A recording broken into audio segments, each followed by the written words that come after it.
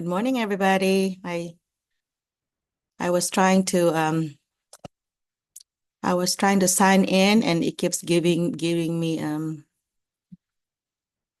lots of different errors, so that's why I'm a few minutes late. Welcome, who is this? Charmaine and Maria and Jane. Welcome.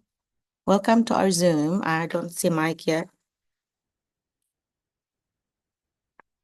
Jane Herrera, Maria Charmaine Tawai. So, and yeah, here's Verlin. Hi, Verlin Maravilla. Is this Dr. No, let me think. No, I thought you were the one from Hawaii. I don't think you're the one from Hawaii. Verlin, where are you from? I already have my introduction to Yeah, you. I think you already did because I recognize your name, but I Yes, wasn't sure if you're the one that's already here or you're still in the Philippines. yes. I'm still in the Philippines. Oh, okay, yeah. Well, thank you for coming back and joining us. Okay. So what's going on with you? Are you having a good school year so far? Um, I am still applying, ma'am. Okay. Waiting for my turn. Okay, well, don't forget, just visit www.schoolspring.com and continue to visit it because even at this late of the year, they're still looking for jobs. And visa slots are now just opening October 1. So this is for this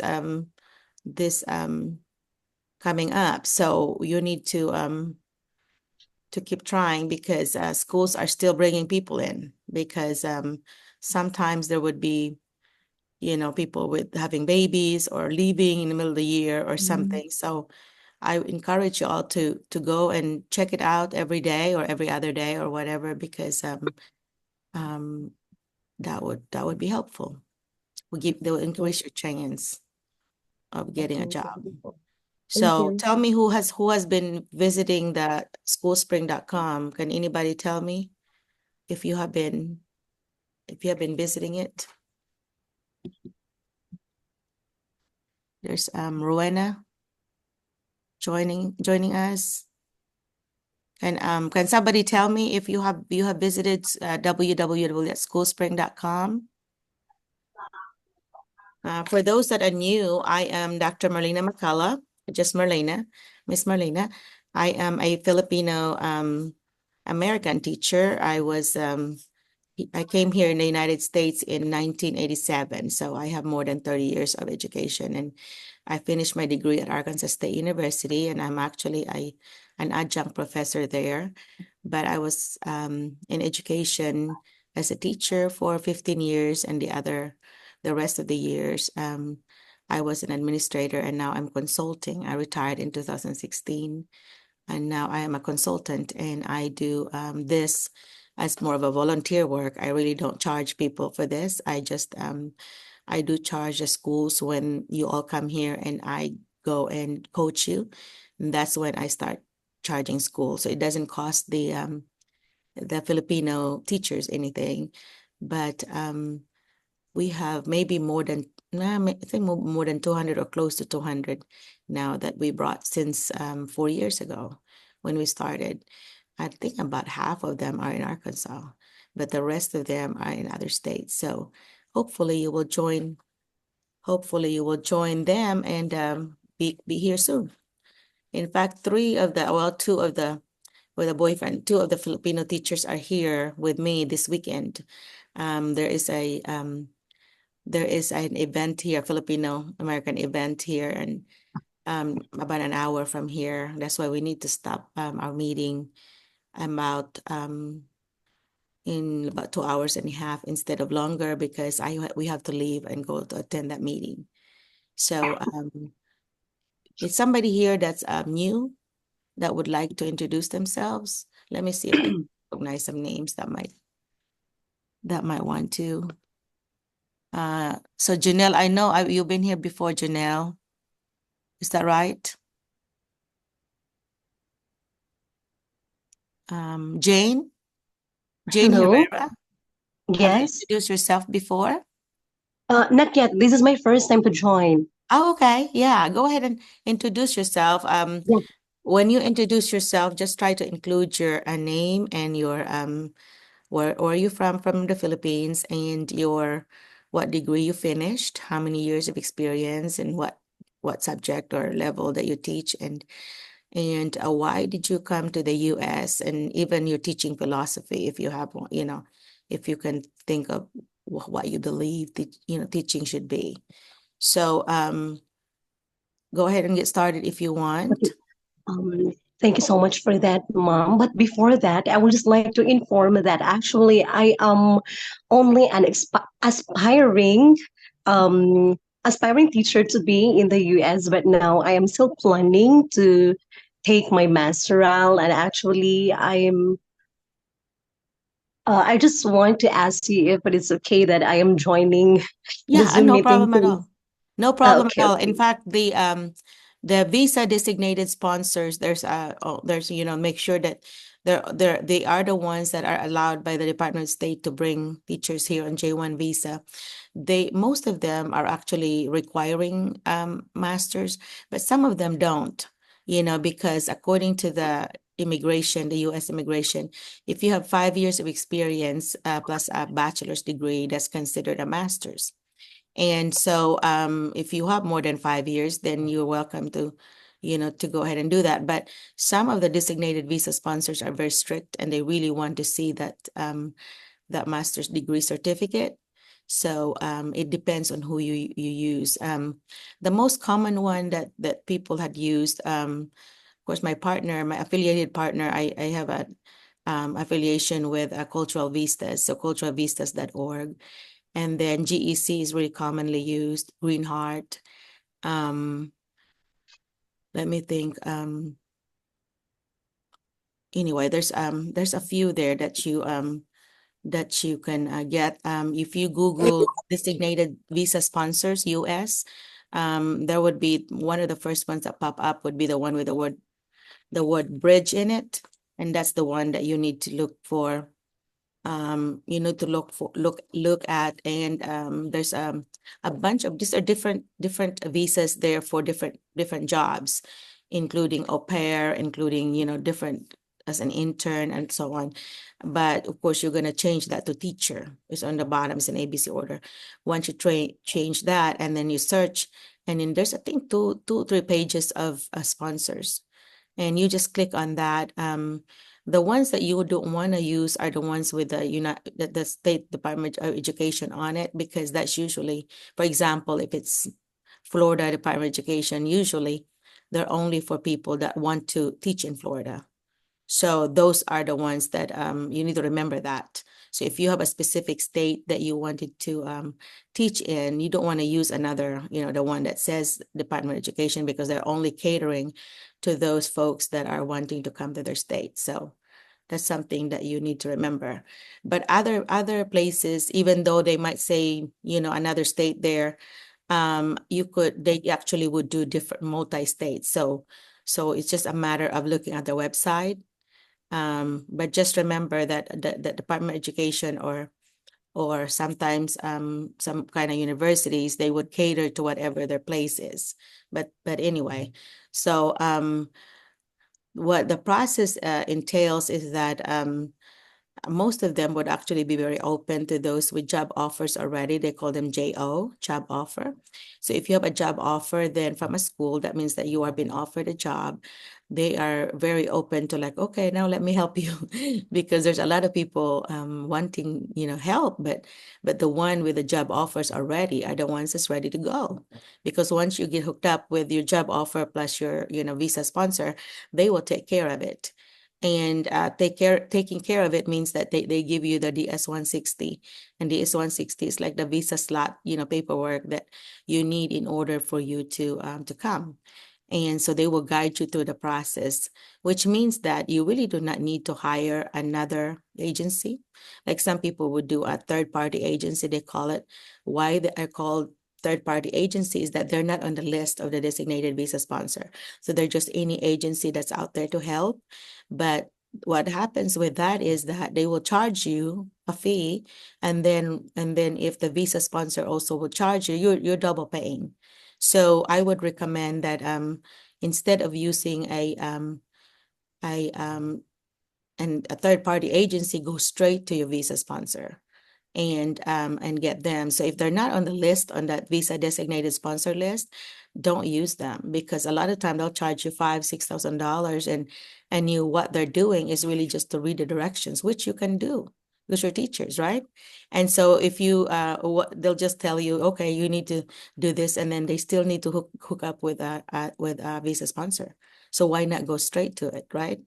And so if you are wanting to know how much it costs, depending on which visa sponsors that you got, some visa sponsors are nonprofit, which means that they have organization that is sponsoring, and that's very rare. A lot of times, you may have to pay part of it, like half of it, or you might have to pay for the fare or something, So, but if you're lucky, you find someone that would pay for everything, you know.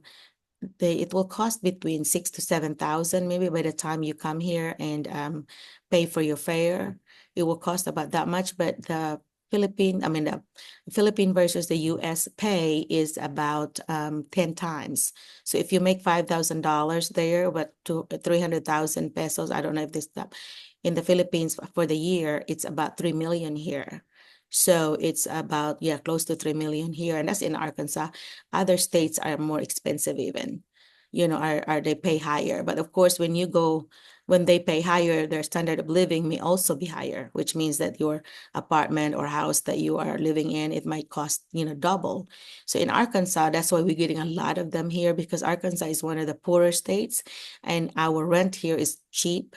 And so, and the schools here are needing some teachers international teachers from other countries, because we have a shortage of teachers. Of course, most states really have shortage of teachers, but Arkansas's got a lot, especially in the Delta part. And Delta part of Arkansas is close to the Mississippi River. And that is like close to the border of Mississippi and Arkansas. If you look at the map, it's on the east side. And most of our Filipino teachers are in the Delta, like Helena, Brinkley, Barton, Clarendon, all those places there. They are really in this, students here in poverty, lots of really poor kids, but they're really great kids. I mean, great, wonderful folks there.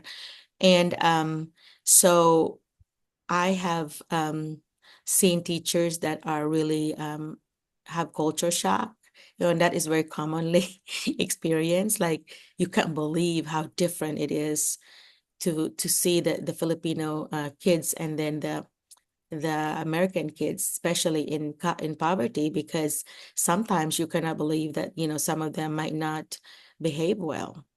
And so it could be, even though you might teach elementary, and then you have lots and lots of issues on discipline, especially if you're not strong in discipline. So if you're not strong in discipline and you wanted to come here, you need to make sure that you get stronger. How do you do that is you need to be consistent on your rules, routines, expectations, be consistent with it.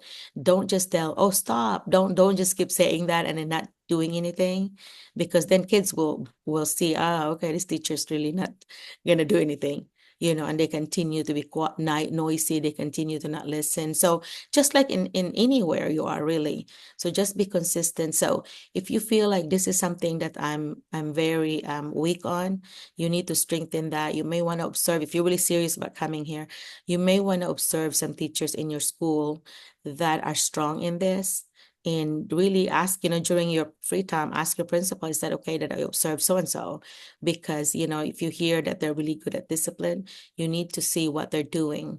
And what, since I've observed many, many classrooms, not just on my consulting company, but also I was a consultant for a company that's called Advanced Ed, or now Cognia. And we actually did school accreditation or district accreditation. So I traveled all over the world to accredit schools. I went to Saudi Arabia for 16 days and went to Dominican Republic. I was even sent to the Philippines in Taguig. So that was so nice to accredit an international school there. But anyway, so the strong classroom management is a must. You know, if you're not a member of our Facebook, if you Google my name, then my name should be in the bottom of my picture there, and put ITSA, ITSA, International Teacher Support of America. ITSA, that's our organization I founded. I have my videos from 1 to I think 83 now there, and you can just listen to it because there's a lot of our Zoom that I discuss about, you know, the different things that American teacher or the Filipino teachers coming to America, the issues that they face. And some of them, a lot of them really would be crying the first week or the first month because it's just really shocking to them that it's so different. You know, you know, you might be listening there and saying, I don't know, maybe it's the same. No, it's not. I promise you, it's not the same. But of course, it depends on where you are. But if you are in a place where there's a lot of poverty, sometimes the kids may, and it's never a color thing. It's not because they're this color or that color. No, it's never a black thing or brown thing or rainbow thing. You know, it's not that. It is the poverty thing. Sometimes their parents are so busy working 2 or 3 jobs that, you know, kids are being left at home and they don't, you know, they're not really getting the discipline or whatever that they're supposed to get. And so they come to school, you know, the parents are sending you the best. You know, they're coming to school and it is your job, you know, for that 7 or 8 hours from school to help these parents out. So to get here, the key is you need to be sure that you are strong in your interview. I have Giselle here. Giselle, I don't see Mike. Giselle, can you be my co-host, Giselle? I'm gonna make you Hi, a host. Doc. Good morning. Can you? Yes, Doc. Okay, I'll make you Yes, Doc. that. So Giselle has been with us. How can you tell everyone, please, Giselle? We have a lot of new ones here. Can you tell everyone how long you have attended and what are things that you had maybe picked up and that not just for the interview, but also in your own classroom? Can you kind of put a little testimonial what you remembered? Good morning, Doc. Good morning, Morning. everyone. I'm Giselle Anthony's Macias, and I'm from Cebu, Philippines. I'm actually from Talisay, and I've been here with Doc Merlina for over. I started September 2022, and it's been 2 years that I've been with her. Last December 2023, we were hired by West Memphis, but unfortunately, some things came up, and we are still here in the Philippines, hoping we will be there next year. Hopefully. Yeah. But the 10 of us were already there. The 10 of us were already there. Only 3 of us are Only left three here are in the left. Yeah. Philippines. So, um, yeah. So, what have I learned from Doc Merlina? Honestly, I am very much thankful with Doc Merlina, aside from me having lots of learnings from this Zoom. Also, my cousins were there already. Three Yeah. of them Several. actually were already there. I have Abby, Leslie, and Girly, and I think they've been doing good there in Arkansas. Um, what I've learned here are first from the interview, I guess, though I am still here in the Philippines, I have answered all the interviews quite good because I You did have so these well. Yes. expressions from them, like with Mr. Barbie. I always he always remembers me, the girls who nearly cried, and He's also so with passionate. Yeah. yeah, and also with the two other interviews I had with Anna Strong and um Jay Clinton primary school. Um for interviews, I think as what Ma'am Myrna would always say, be authentic. Just be Yeah. yourself. It's just you're talking to them. Um answer what your heart says. me, I always don't have this thing. Like I don't have an outline because sometimes if you would forget the things, we will be out of place. But then I always answer through my heart and based on experience that I have in my classroom. Yep. So Give that's I examples. always do. Mhm. And I always go through Dr. Melina's tips on how to uh,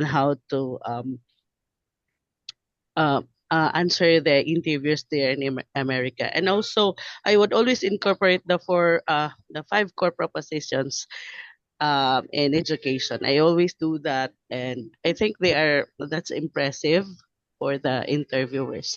And on the classroom based, also I have copied some of Doc Marlina's strategies in classroom teaching, like I always learned from Doc Merlina that the knowledge of students is very important, and I have seen and realized how useful it is because you know when to target your learner when you know them each one of them. Though here in the Philippines we have lots of students as of this year, so I am teaching grades 4, 5, and 6 mathematics as of this year, though my grade 6 and grade 5 are not that um not that many, but our grade 4 we have 46 doc. That's Whoa, that's a I have lot. 46 learners. That's too much, yes. That's a But lot. the grade Yes, that's really a lot. And, there are some of them until now I said, who's this kid? I don't, only the ones that are, sometimes you would remember the ones that needs your attention and the ones that are good in school. Those are the ones that you could remember, Doc. Yeah, But you're the right. rest of them, yeah, sometimes who's this kid? It's it. And, it's my grade 4.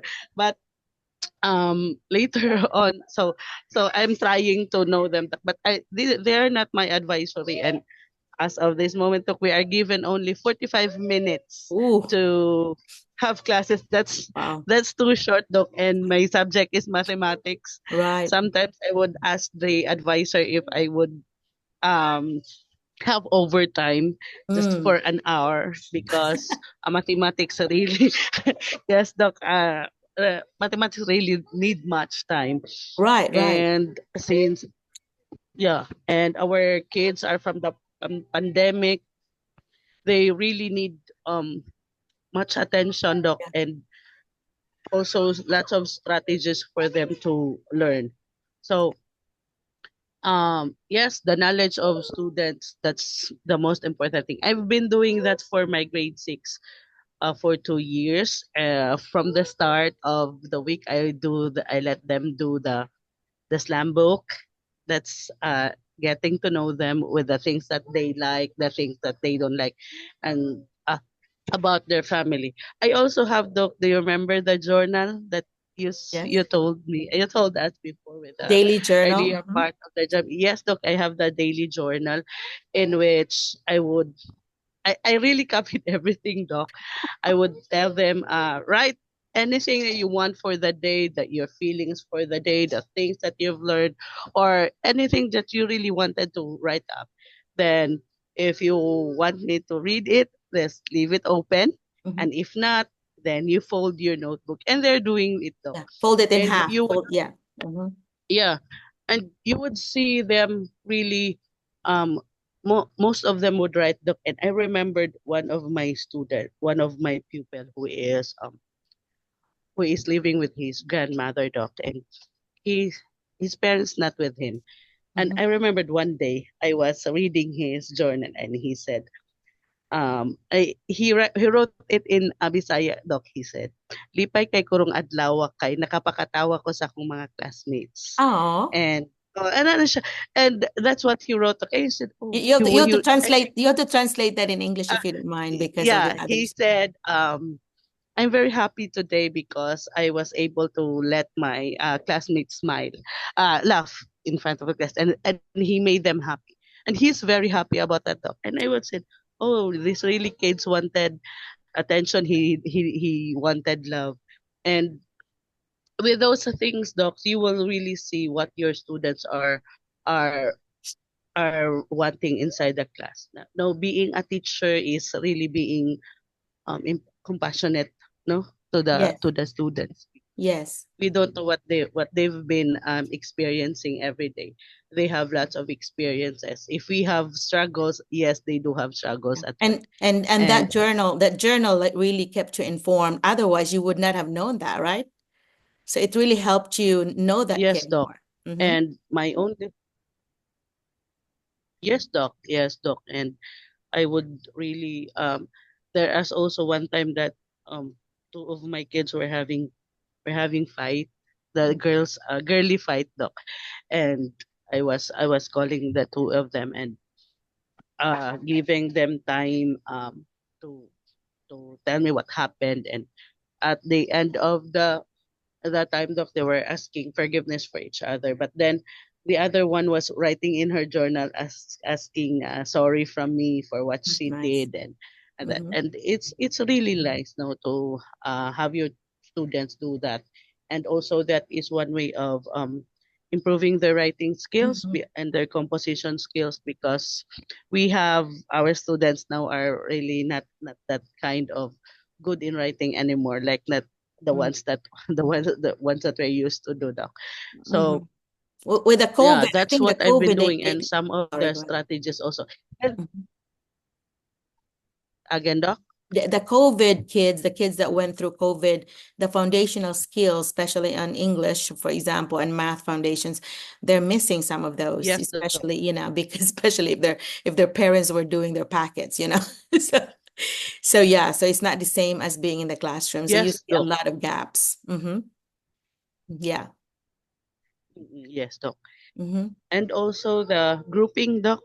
I have in my grade 6, since in the first quarter I was their advisor, so I have grouped them, doc. What I did for this year as according to their grades from grade 5, and I only have for each group, as you said, because everybody will be working really in that group, because there are only four of them. Not that much, because um others will be having idle time only. But the four of them, they have all the responsibilities and they are working. The Yeah. thing that I only have, doc, because after I think after a month I was another teacher has come to was this assigned to our school, so I have to be in the office. So that's why I am only, as of this moment, I am a subject teacher. So I cannot, the thing that frustrates me, doc, because I cannot uh continue the things that I've been doing in the classroom, the routines that I have set. I cannot do it anymore because I only have one subject for my grade 6 as of this one. But maybe later this month I will be their advisor also, because the teacher will be assigned again to another school. Mm. So there are a lot more that I have learned from this Zoom. Again, not only for the interviews, for the uh, culture in America, but also for the classroom uh, strategies that is very much helpful in our classes. I Thank think you. that would be all. Yeah, thank you so much. Yeah, you did a very good job of touching the two of the five core propositions. And the first one, as you mentioned, is knowledge of students, and of course, knowledge of content is the second one that Giselle mentioned. The last three are assessment. Assessment is the third one, and assessment is when you assess before. Could be KWR, KWL chart. It could be anticipation chart. Anything that you do before you teach or during you teaching would be your formative assessment. It could be as easy as checking for understanding. Thumbs up if you got it, thumbs down if you don't, or thumb sideways if you're confused. Those things like that where you pause during your lesson and you assess, are the kids getting it? Are they with me still? So those are your during assessment. And of course, at the end of your lesson, you also assess. A lot of times teachers think that the assessment would only come at the end. Should not be that way. It should be an ongoing, continuous assessment before, during, and after. And of course, the last two rhyme, they are the reflection and collaboration. Reflection is when you think about how did my lesson go? Was it successful? Did everybody get it? Should I reteach or should I continue? How many kids did not get it? How do I address their needs? Should I prepare them up with people that are, that have gotten it? Should I, should you think those are your reflections? Those are things that we as a teachers, good teachers are good reflectors. You reflect, and a lot of times if 80% of your students did not get it, a lot of time it's not the students, it's you.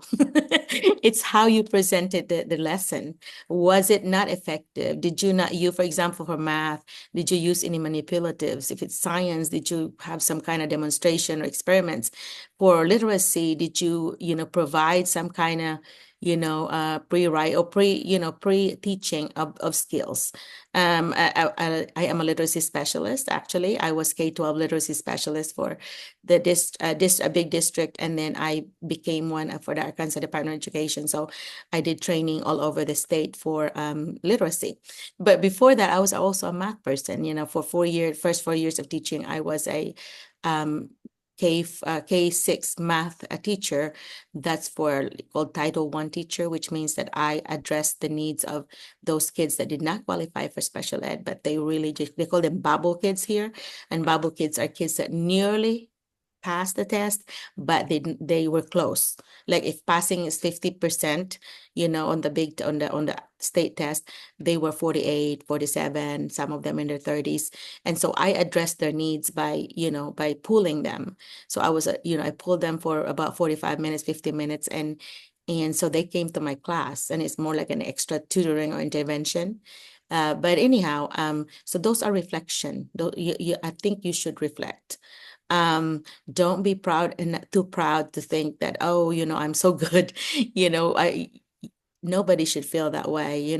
One thing I learned from my doctorate degree is I'm not as smart as I thought I was. I continue to learn, and you learn from each other. You learn from your colleagues. You learn from your students.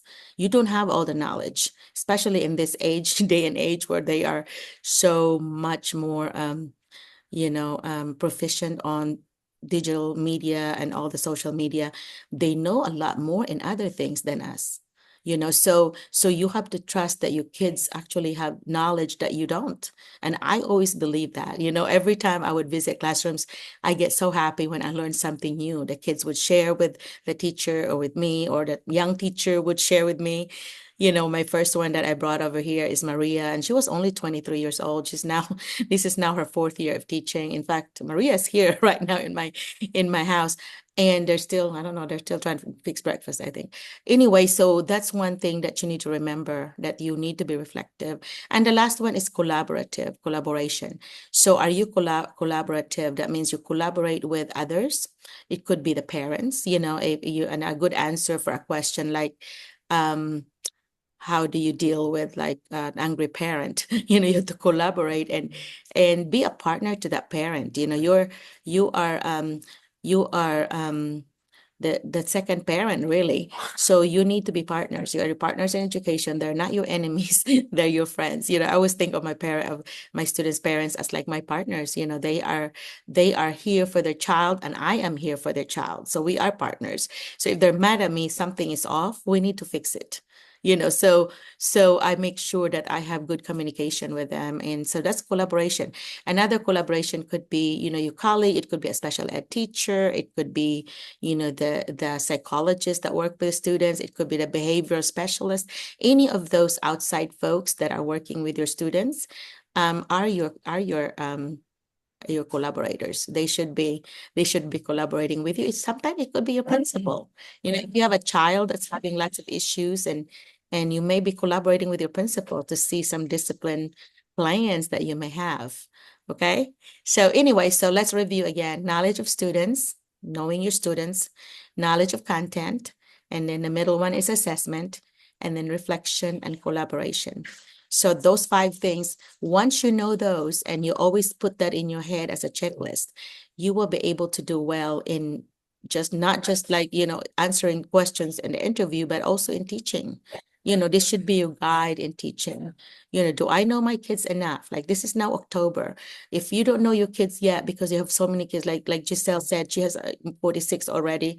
In the US, we only have a limit of 30. You cannot have more than 30 in a classroom. And for those that are teaching multiple classrooms, the limit at least in Arkansas, I can speak for Arkansas, because I've been here 37 years. So it's 150 students limit. So when I taught in Little Rock, which is the capital, that's like the Manila equivalent here, I had 150 science students. They hired me as a science teacher, and that was the one that's only open. And although I was K-12 literacy specialist in that charter school, they really needed a science teacher. So they hired me, and I said, okay, that's fine, because I was waiting for my job for the Department of Education. And it was like from August to October, because they didn't really want people to start until October.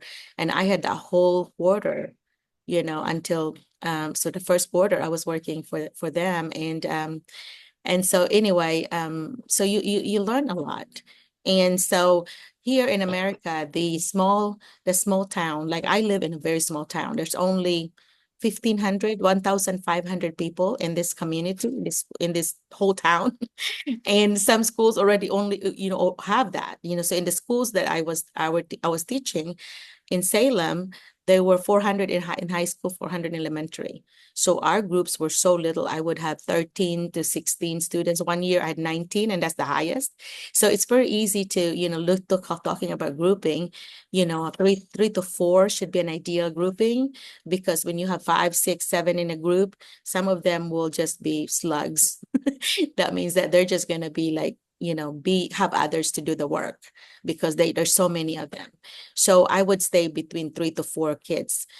Partnering them might be a good start, because if you are very strategic about partnering them, like you have a kid that maybe is higher than the other one, that's a good partnership there.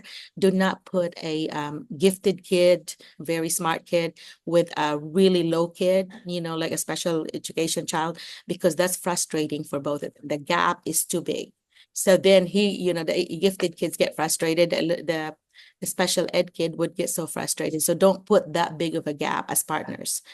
Put something that's closer. Studies always say that the gifted kids, the very smart kids, actually learn more from each other when they are with the other smart kids. So that's why I did a lot. When I have gifted kids, I have them work together. Why that's important? Because they actually challenge each other. So the other ones will be smart on other areas, and they can actually challenge and help each other, kind of enhance their skills. So I do that a lot. It's just hard to partner like a special ed with another special ed, because it's kind of sometimes a blind leading the blind. So you really need to maybe provide a partner that's a little higher than the other one, because then they will do better. And also think about their personalities. You have kids. I used to have a test that I did where you choose a shape. If you're either a round, a circle, a square, a triangle, or a squiggle. I'm gonna stop right now, and I want you to think about what shape you're gonna choose before I tell you the meaning of it. So this is a participation thing here. So in your chat, I want you to put down what shape you want to choose. Either a square. Are you a square? Are you a circle? Are you a squiggle? Or are you a triangle? So everybody, I'm going to look at the chat, and I want you to put down there what you choose, what a shape you choose.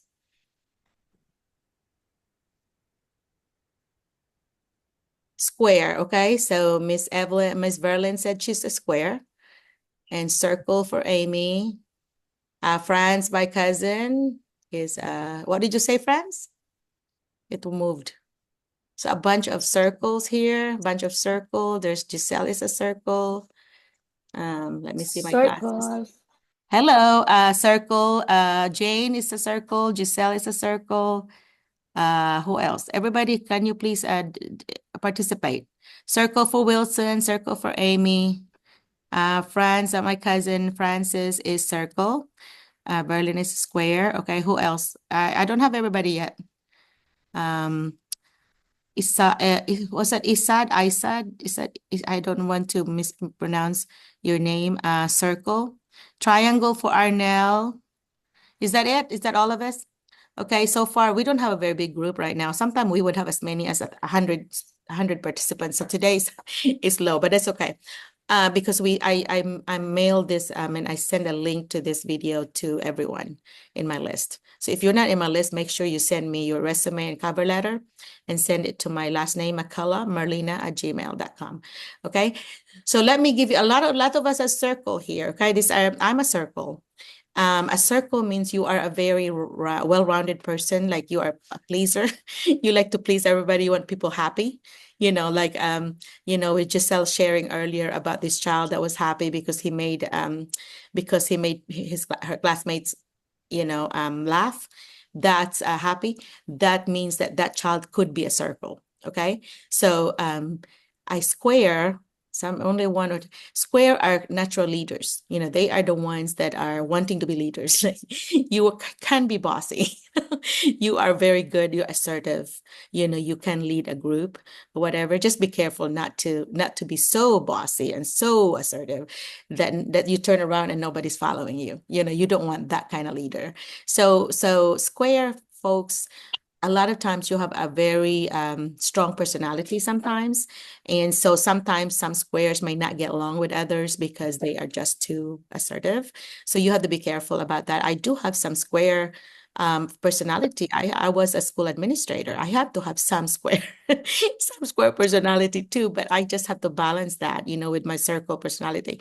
And the triangle, nobody speak a triangle. A triangle are those folks that like to just follow rules, just like a triangle had 3 points. So you have to play this role, you have to play this role, you have to play this role, that you cannot get out of that.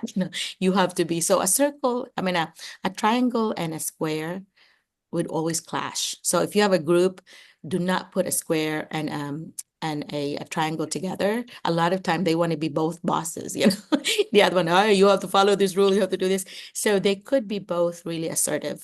So try to avoid having those two together. And I would observe this in my class, whoever the most assertive ones, try to put them in different groups. That way they could shine, separately, because sometimes they just really clash. And your squiggle, so the squiggle, are your disorganized, folks. Those are the kids that need help with organization. A lot of times your ADD, HD kids, your attention deficit kids, they are squiggles. They cannot get organized. Their desk will be so messy. And sometimes adults, we can be, if you go to adultadd.com, you could take a test. And if you're 80% or higher, you are an adult ADD person. I took the test. I was 70%. That means just a little bit more I could have been, but I guess I'm more organized with my paperwork, but with like my classroom, I usually need help. Like my sister Milet, she's really good at it, or some friends. I would ask them, "Can you please help me organize this? How should this look like, or whatever?" But I try to put everything in the place. I have a file folder. I have organized my materials. When I was math, I put my materials in little bins, little plastic bins, and then I put them in separate Ziploc bag. So every group would just take a Ziploc bag and they would, already ready. So it's organized like that. So it's not a big mess, So I was, I may have a little squiggle, but I really tried to be organized, in my life, but not quite OCD. Some of the OCD folks like really extreme, and that's something different too, And I think we have some of us that are OCD, and you know how you can tell is that you cannot stand it when something is a little off, like just a little bit straight, or you need you have to fix it, or sometimes some OCD folks would be like their food cannot be touching each other. You have to separate them, like you cannot like, you cannot put like your viand and your rice together. Who was that? Wilson? You might want to mute yourself, please. But anyway, so let me get a comment. Somebody actually said a triangle. Let me see who says triangle here. Is that Arnell? Tell me about, do you agree that you might be a triangle? Do you agree that you want rules to always be followed, or it will drive you nuts? Is that right? Yes, Doc. Okay. How about those circles? Do you agree those circle folks that are putting circle in there? Or do you feel like you're such a crowd pleaser? You want people to be happy, both sides, all sides. You know, you anybody that would talk for the circle group. So Giselle, why are you saying that you are circle? I was trying circle duck because the last time that we had this, I think I have square. I tried circle this time. Are you serious? But yeah, you know, that's a good point though, that we do have some of those personalities at different times. But what I'm asking is, so what's the strongest of these personalities for you? You know, you're more, are you more square than any of the others? Are you more triangle? Because a lot of time you actually experience those. You know, we're triangles when you have to follow rules. You know, in Arkansas, when it's very important that you drive. So when you come here, you need to learn how to drive. A bunch of these Filipino teachers in the area. There's about close to 50, I think, in the small area that I went, and they come to my house. Most of them learned from my car, from my yard. They would go. I would teach them, and now they're all having their own cars. They come here with their families now, and they always remember. Oh my gosh, the first time I drove was in Dr. McCullough's. We have this little four-wheeler thing that we take to the pond, and they start with that. So they start with this ATV, and so and then they would go to my car after, which really always made me nervous. But nobody so far had wrecked my car. So I still have my car, not wrecked. So and so the thing is, they also help each other. I remember Maria, I was helping her learn that, and then I took her to take her test, and she took the test with my car, because she was used to my car, and she passed it. And so she was so excited, when you come out, when you pass, and then you have your driver's license, and she was so excited. I said, Maria, do not post all that, because with the paperwork, because it's got all your personal information in there. Don't post it on Facebook with all your personal information, because somebody could steal your identity. It has your address, it has everything about you. So do not post those things with your personal info on it. So anyway, so that to say that's why I wanted to have that personality thing, because you get to know yourself, but you also get to know your students. I used to have them pick one, and I give them a popsicle stick. That's the popsicle stick, and I put their names, on the marker big going down, and then on the top they have to draw what's their personality, what their choice, circle, square. They just draw the shape, and then so when I start grouping them, I start pulling those sticks. I just want to make sure that those triangles and the squares are not together. And so that's what, the equity sticks, those are really good for you to use then. If you have 5 classes or 6 classes, you can put them in 6 cups. So all the popsicle stick, or sometimes people would actually put rubber band for every class. And then you start pulling them when you're asking a question, pull them. And in that way, those people that's been asked, you can put it down on your desk, and then you still have the rest. And then that way you have equity, you have a randomness, you're able to give everybody a chance to be called. Okay. That's a sign of a good teacher, I think, if you're able to see that you are being equitable. You're calling folks different sides of the room. When I observe, I always see if the teacher is going from left to right or moving around, and they're not just staying on the left, they're not just staying on the right, or they're not just calling all boys or all girls. I remember I shared this before, that I had my students have like spy award. If they could spy that if I call 3 girls in a row, you have to tell me, raise your hand. Oh, that's your 3 guys in a row, because I give them a prize, a spy award or a sticker, because I want them to help me be aware that I'm not calling all girls all boys. Oh, that's 3 boys in a row. I don't want parents to think that I'm favoring girls over the boys or vice versa. So those are equity issues. Those are things that can be solved by having the equity sticks, your popsicle sticks. And to have that extra shape would help you more get to know who are your circles. For example, the circles are the ones that usually volunteer to present. They want to present, or the square, of course. I'm the boss, I want to do it. But a lot of the circles would actually, if you have a group thing, that circles would actually put everybody on task and make sure that everybody's happy, make sure that you are going through and everybody's contented with the decisions or whatever.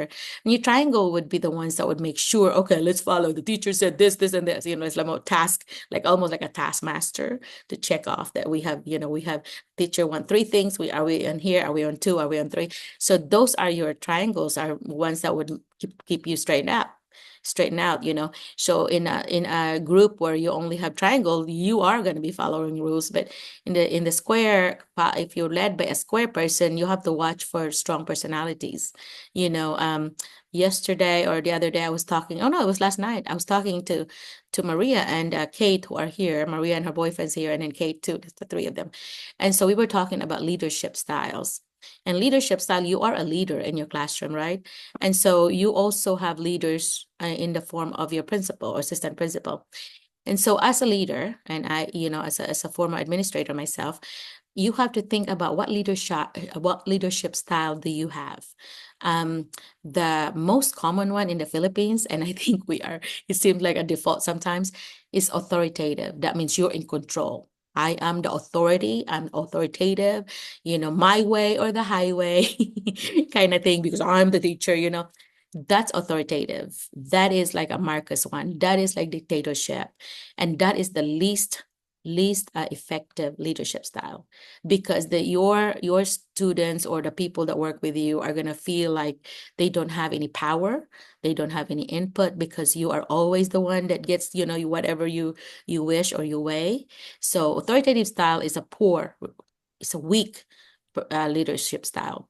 And you have leadership style in your family. Are you that kind of mother? And I was very authoritative when I was when my first child, who's now 34, she's a doctor now, psychologist, Stephanie. I was a very authoritative mother, because that's where that's where I learned it from my dad. That was very authoritative, very strict with us, and that's all I knew. So that's what I followed. But then when Jet was born 8 years later, I really learned, when you know better, you should do better. And I tried that. I think I was a better parent when in my 30s. I was 23 when I had Stephanie, and I was 31 or close to 32 when I had Jet. So I was a better parent, because I learned that you cannot be too strict. I was so strict with her, and she was such a good girl, but I would not let her go to to parties, because I was so afraid of getting corrupted, whatever. I would have them come to my house. I don't care if I host parties. They can come. We had a pool at that time, so they always coming to our house, and so I don't mind. I say I'll feed them, I'll cook for them, I will we'll grill some hot dogs, hamburgers, whatever. But I just felt safer when her friends are at my house. But I did not want her to to go and spend a night at somebody's house, like sleepovers, because we were never allowed that growing up. And in America, there's some dangerous people too, that you never know, what happens to your child when you're somewhere else, even they're somewhere else. So I was so afraid of that. And I still am, really. I would never change that part, that I would always be concerned that what happens to my child when they're away from me. But with Jet, of course, Stephanie would accuse me that, Mom, you always favor Jet. You always do, you were so strict with me, and now Jet, you're more loose. Is that because he's a boy? No. I said, no, I'm not double standard. It's just that I know better. I am, said, Mom, you had me wait I was 16 when you gave me a cell phone, and Jet was only 12 or 13 when I gave him one. I said, well, I gave him an iPhone. I said, well, Stephanie, you got an iPhone too, but still, you did not need it, because we live across the road from the school, and you were always with me, and you can walk back to the house. So we really did not need one. But when Jet was growing up about that age, I taught at a school about 2 hours and a half away, and I had to buy a second home. So Jet and I were there away from Dwayne, because my husband was, taking care of business here. And so Jet was always like in his football practice, and I have to drive to the school. So he has to be able to call me. So he has to have a phone always. So at that time, there was a need for it. He was not 16 yet, but he needed it at that time. So I had to explain it to Stephanie that it's not a favoritism thing. It is a need thing, And so that leadership style, authoritative. So then the next one would be delegative. You delegate things. A leader can only be delegative if you know your people. if you know your folks. So delegated principal would be the ones that's already know all these teachers and know who can handle things, who cannot handle things. So they would be delegated. They just have to be careful that some leaders are too delegative, that they don't do their work anymore. They just delegate everything and they just sit in their office. And that is not a good leader either, because you just did, you have a teacher that's really good and you just pile everything that that comes to your office to the teacher, because you have so many, that teacher has so many roles and so many hats, because you're piling on because this teacher can handle it. You'll have teachers that would leave your school because a very delegative leader would just pile on some things on them, and that is not fair, right? So so I would not, you have to be careful if you're a delegative leader. A delegated parent would be, you always assign things to your student, to your children or whatever, sometimes your eldest. So you be careful about that.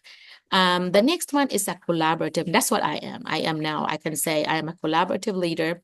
Collaborative leader is one of the best leadership styles, because you collaborate with others. You want input from your members. You want people to talk. You want to hear their mind. You want to hear their input in order for you to make decisions. A lot of the collaborative leaders, Ano, you Papa? always want them to form a Papa, committee. Who's that? ano to sa Hi kwanta guys. ba to? Hi Jan. Who's this? Do you Box.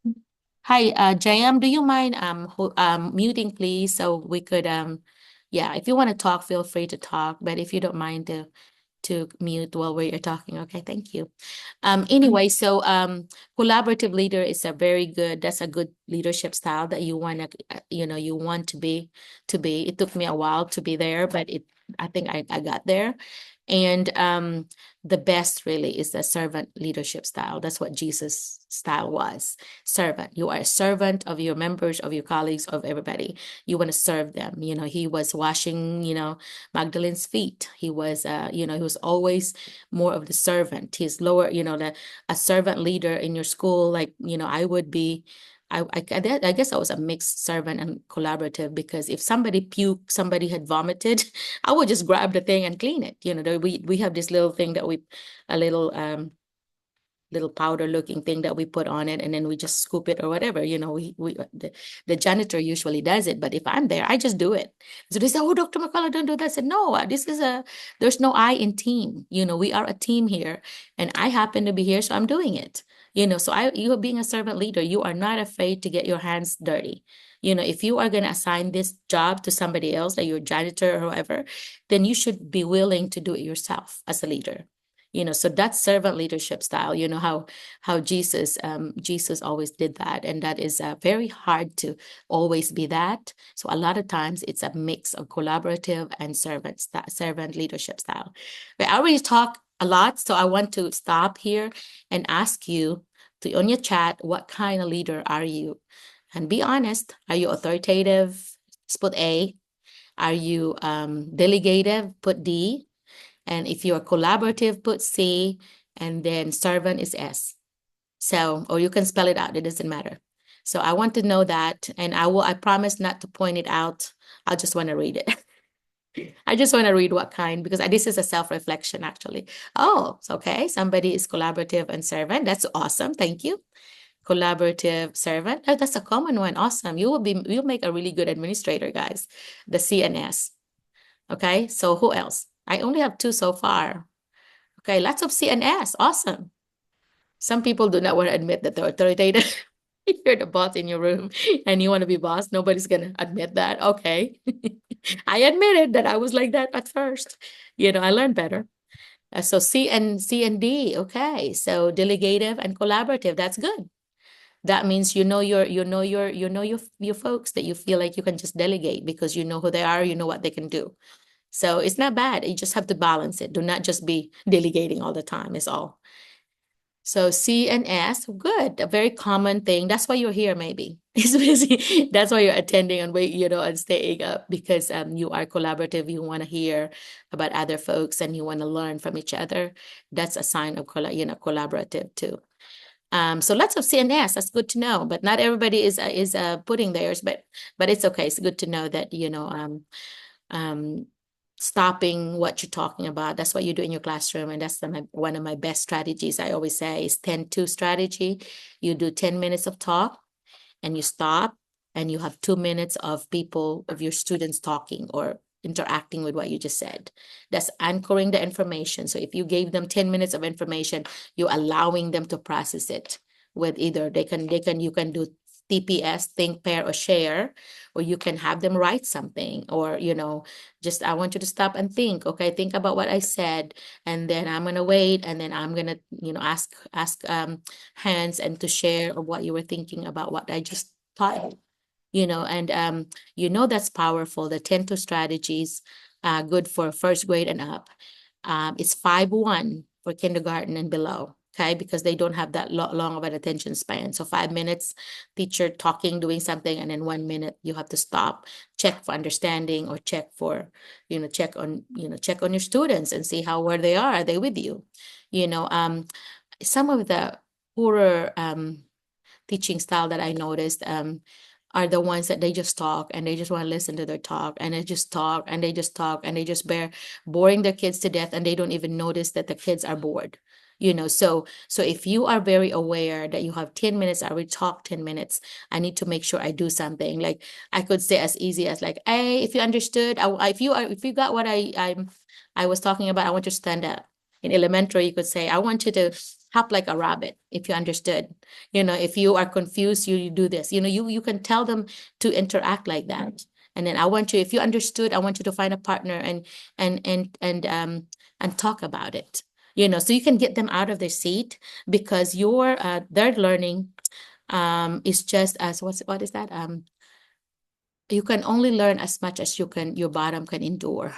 So if your bottom's hurting, you're attending a workshop and they just talk and talk and talk and not having you participate or do something, your mind is gonna be quitting processing because your bottom is really hurting. You're really, really tired.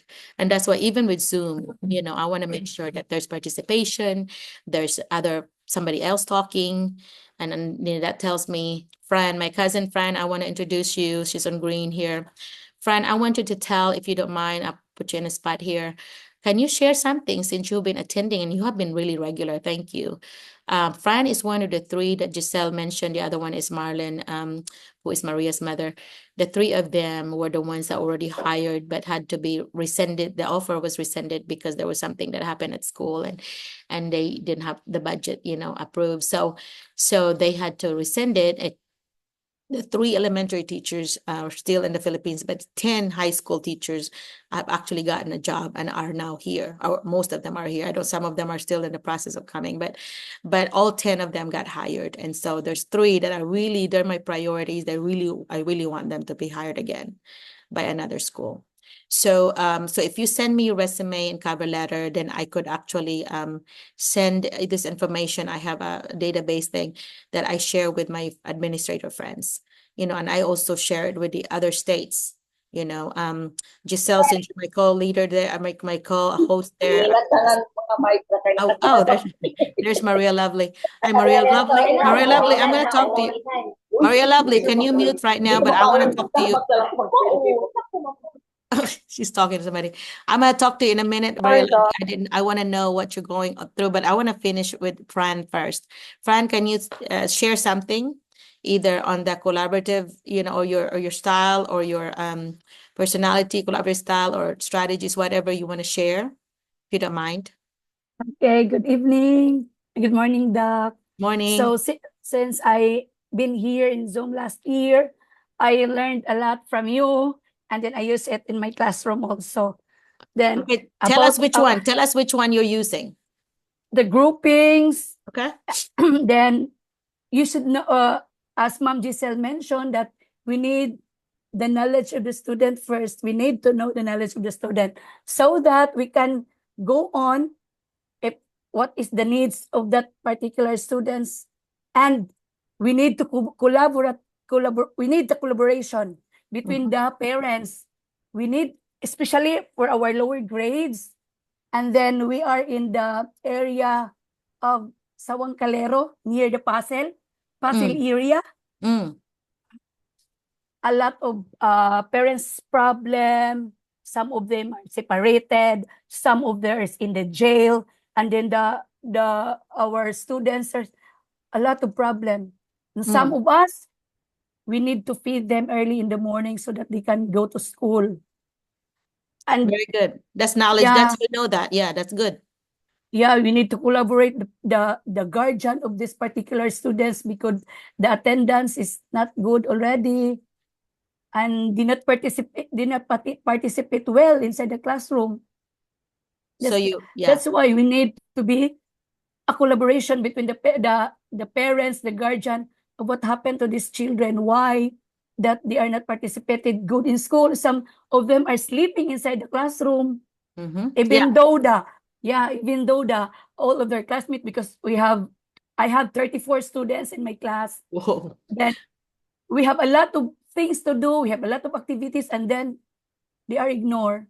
Yeah. That's why after the class, I use after the class, talking to them, what happened to you, what's your problem about, so that we can trace what's the problem, why is the situation of the child like that.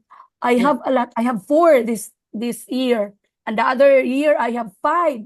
Wow. Yeah, but yeah, and see what you can do then. I don't know. Some teachers feel comfortable using their phone, and some of you don't. But I always use my phone, so I would just text. They are text away. Just text them. I have home visit. You have home visit, good. Yeah. In the US, not very many places now have home visit because it just got dangerous.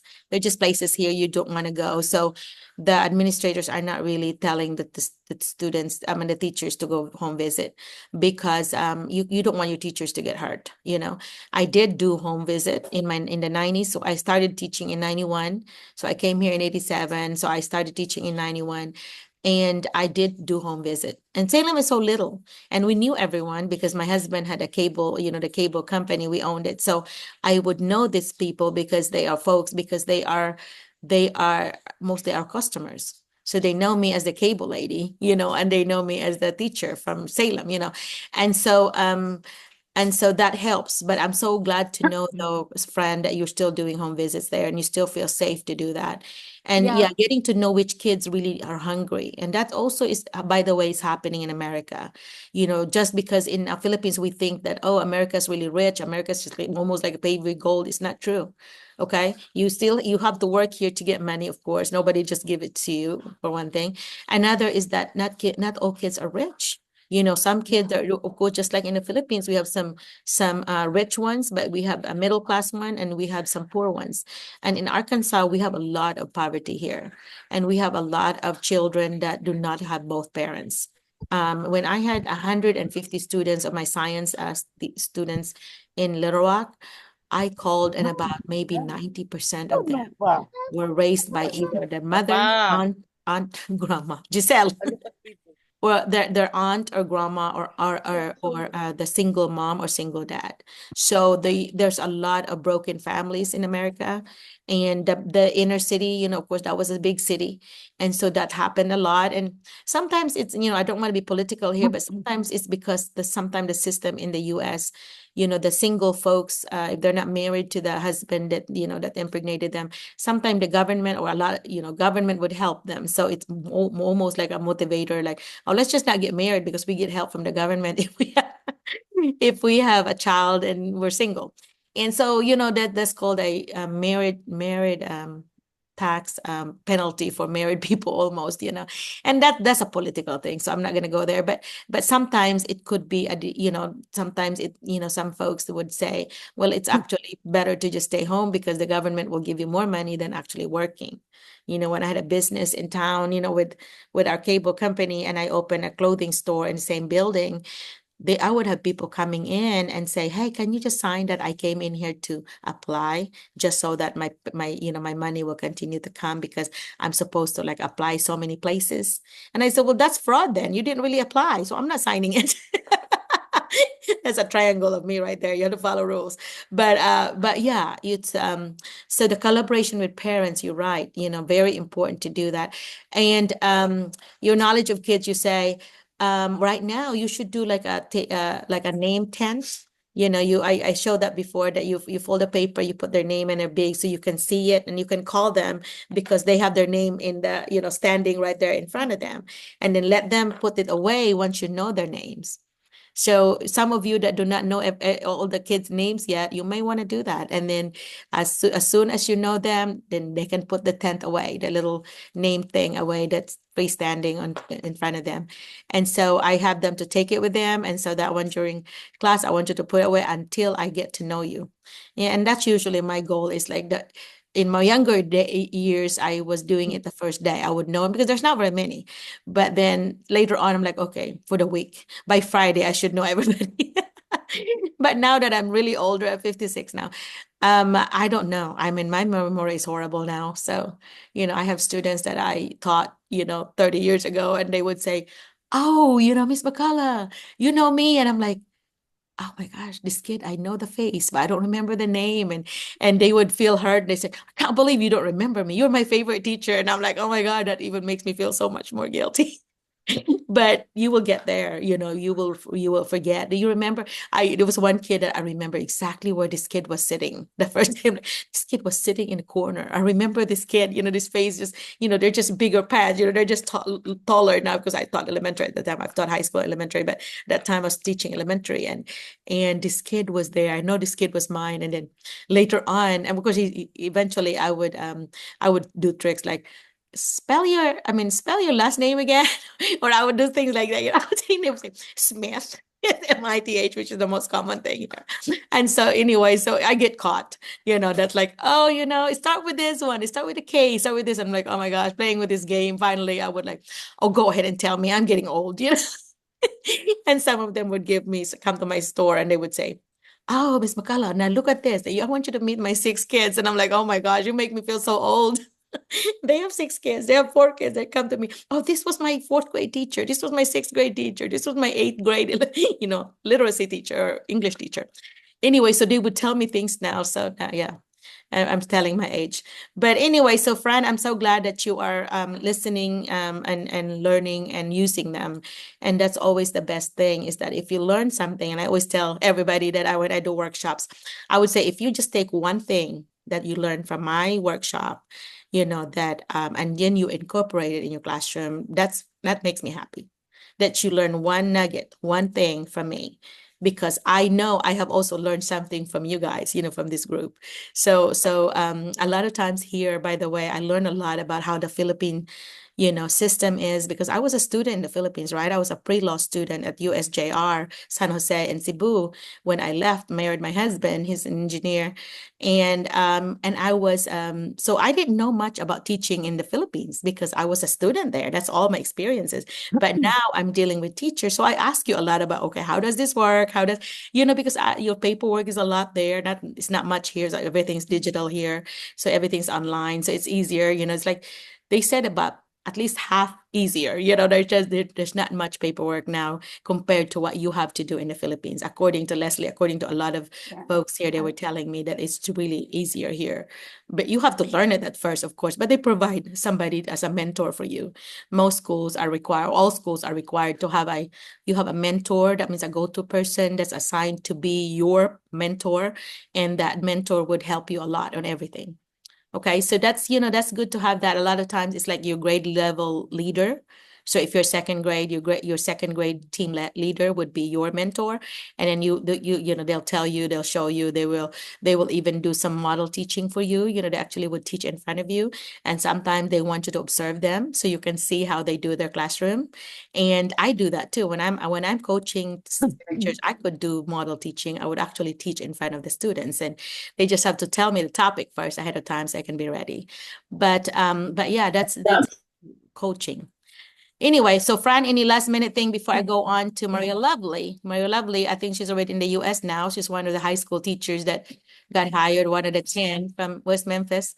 What did you call yourself? West Memphis 13 or something, Fran? Yeah, West Memphis 13. And they have this little chat we're going. 3 left.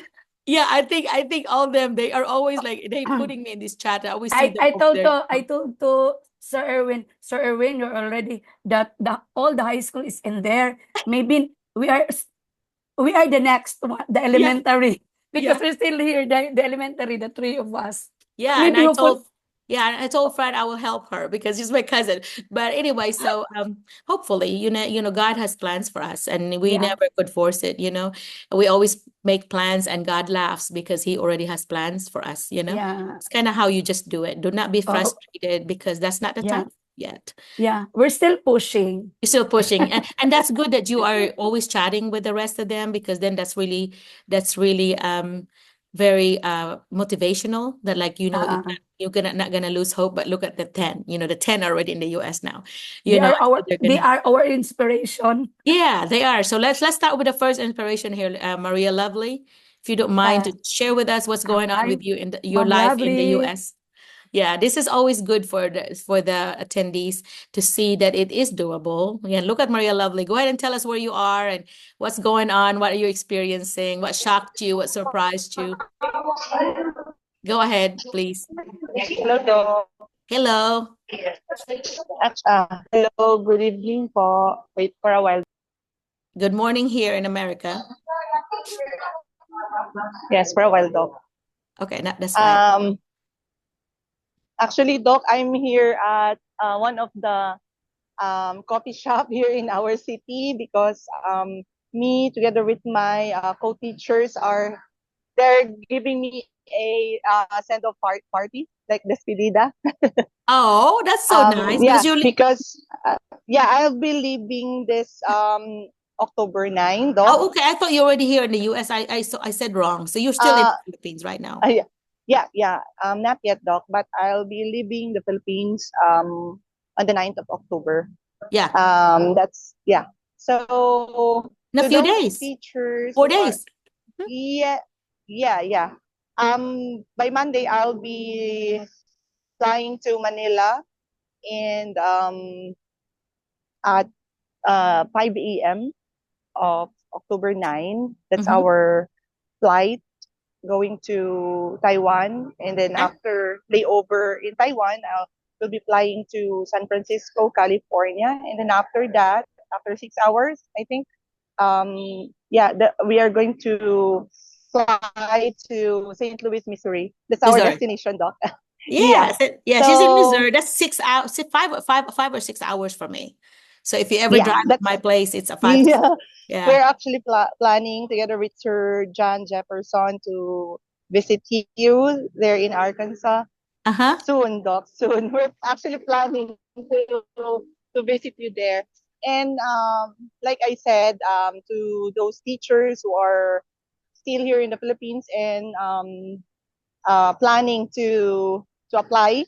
So just like I mentioned before during your Zoom meeting, Doc, that um, you just need to have that patience and love what you're doing because like we are from West Memphis 13, like you have mentioned a while ago, Doc, that there's a lot of challenges we experience, and those challenges for me personally, uh, you know pushing more because we have this dream, and that dream is to really to be there in the US. So a few days from now, I'll be stepping the land of free, Yay. Sundok, and I'm so excited to experience that. Yeah. Really, Well, nice. I'm so excited to be careful. Okay, yeah, have a good trip. And when you email me, my phone number, my cell phone is on the bottom of my email. Feel free to text yeah, me when you get your yeah, phone or email me. Say, I'm yeah, here. I would love to talk to you. If you give me the number, I'll call you. But anyway, so I would love to talk to you in person and yeah, someday if you fly over here in Memphis, yeah. I'm sure Mike would meet you and call me and let me know that you're here and we can meet. I go to their area every week. I have a weekly contract with them. So once Okay. springly. So I go over there every week. And so anyway, yeah, so Yeah, Maria Lovely, for some reason I thought you were already here. I guess I got you confused with the others that were already here. not yet though. So how was your Yeah, interview? Was it soon. hard or easy? The interview at the embassy, was it easy or hard? During the embassy interview, I was actually preparing a lot prepared a lot with the interview, because there's a lot of experiences being shared to me by my friends who already have their interview. There's a lot of preparation, Doc, that like the questions, like I prepared 15 questions, possible questions to be answered during the interview, but luckily there were 4 questions being Can you asked share some of them? Can you with share me. some of them Yeah. if you don't mind? First, yeah. Mhm. The first question was, where are you going? Like, Okay. then I directly answered the state, because you need to be on point, like in bullet. Like, you don't need to explain more, because that will lead you, or to lead the consul ask for some questions that will lead you to cannot answer properly. So that's why first tip is to answer directly, like, Yep. where are you going? So you need to answer like directly, like, I'll be going to Missouri, like that. What that's what I have answered. The Specific is second perfect. question, yeah. The second question was, what are you going to teach? Then I'll answer right away. I'll be teaching social studies. Yeah, because that even though that is not being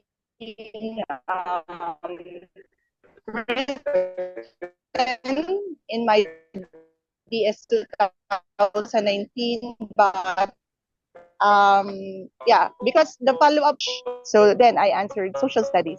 And then the third question was, do you know about the 212 rule? Because I'm in J1 visa. So, and then I answered yes, only yes, though.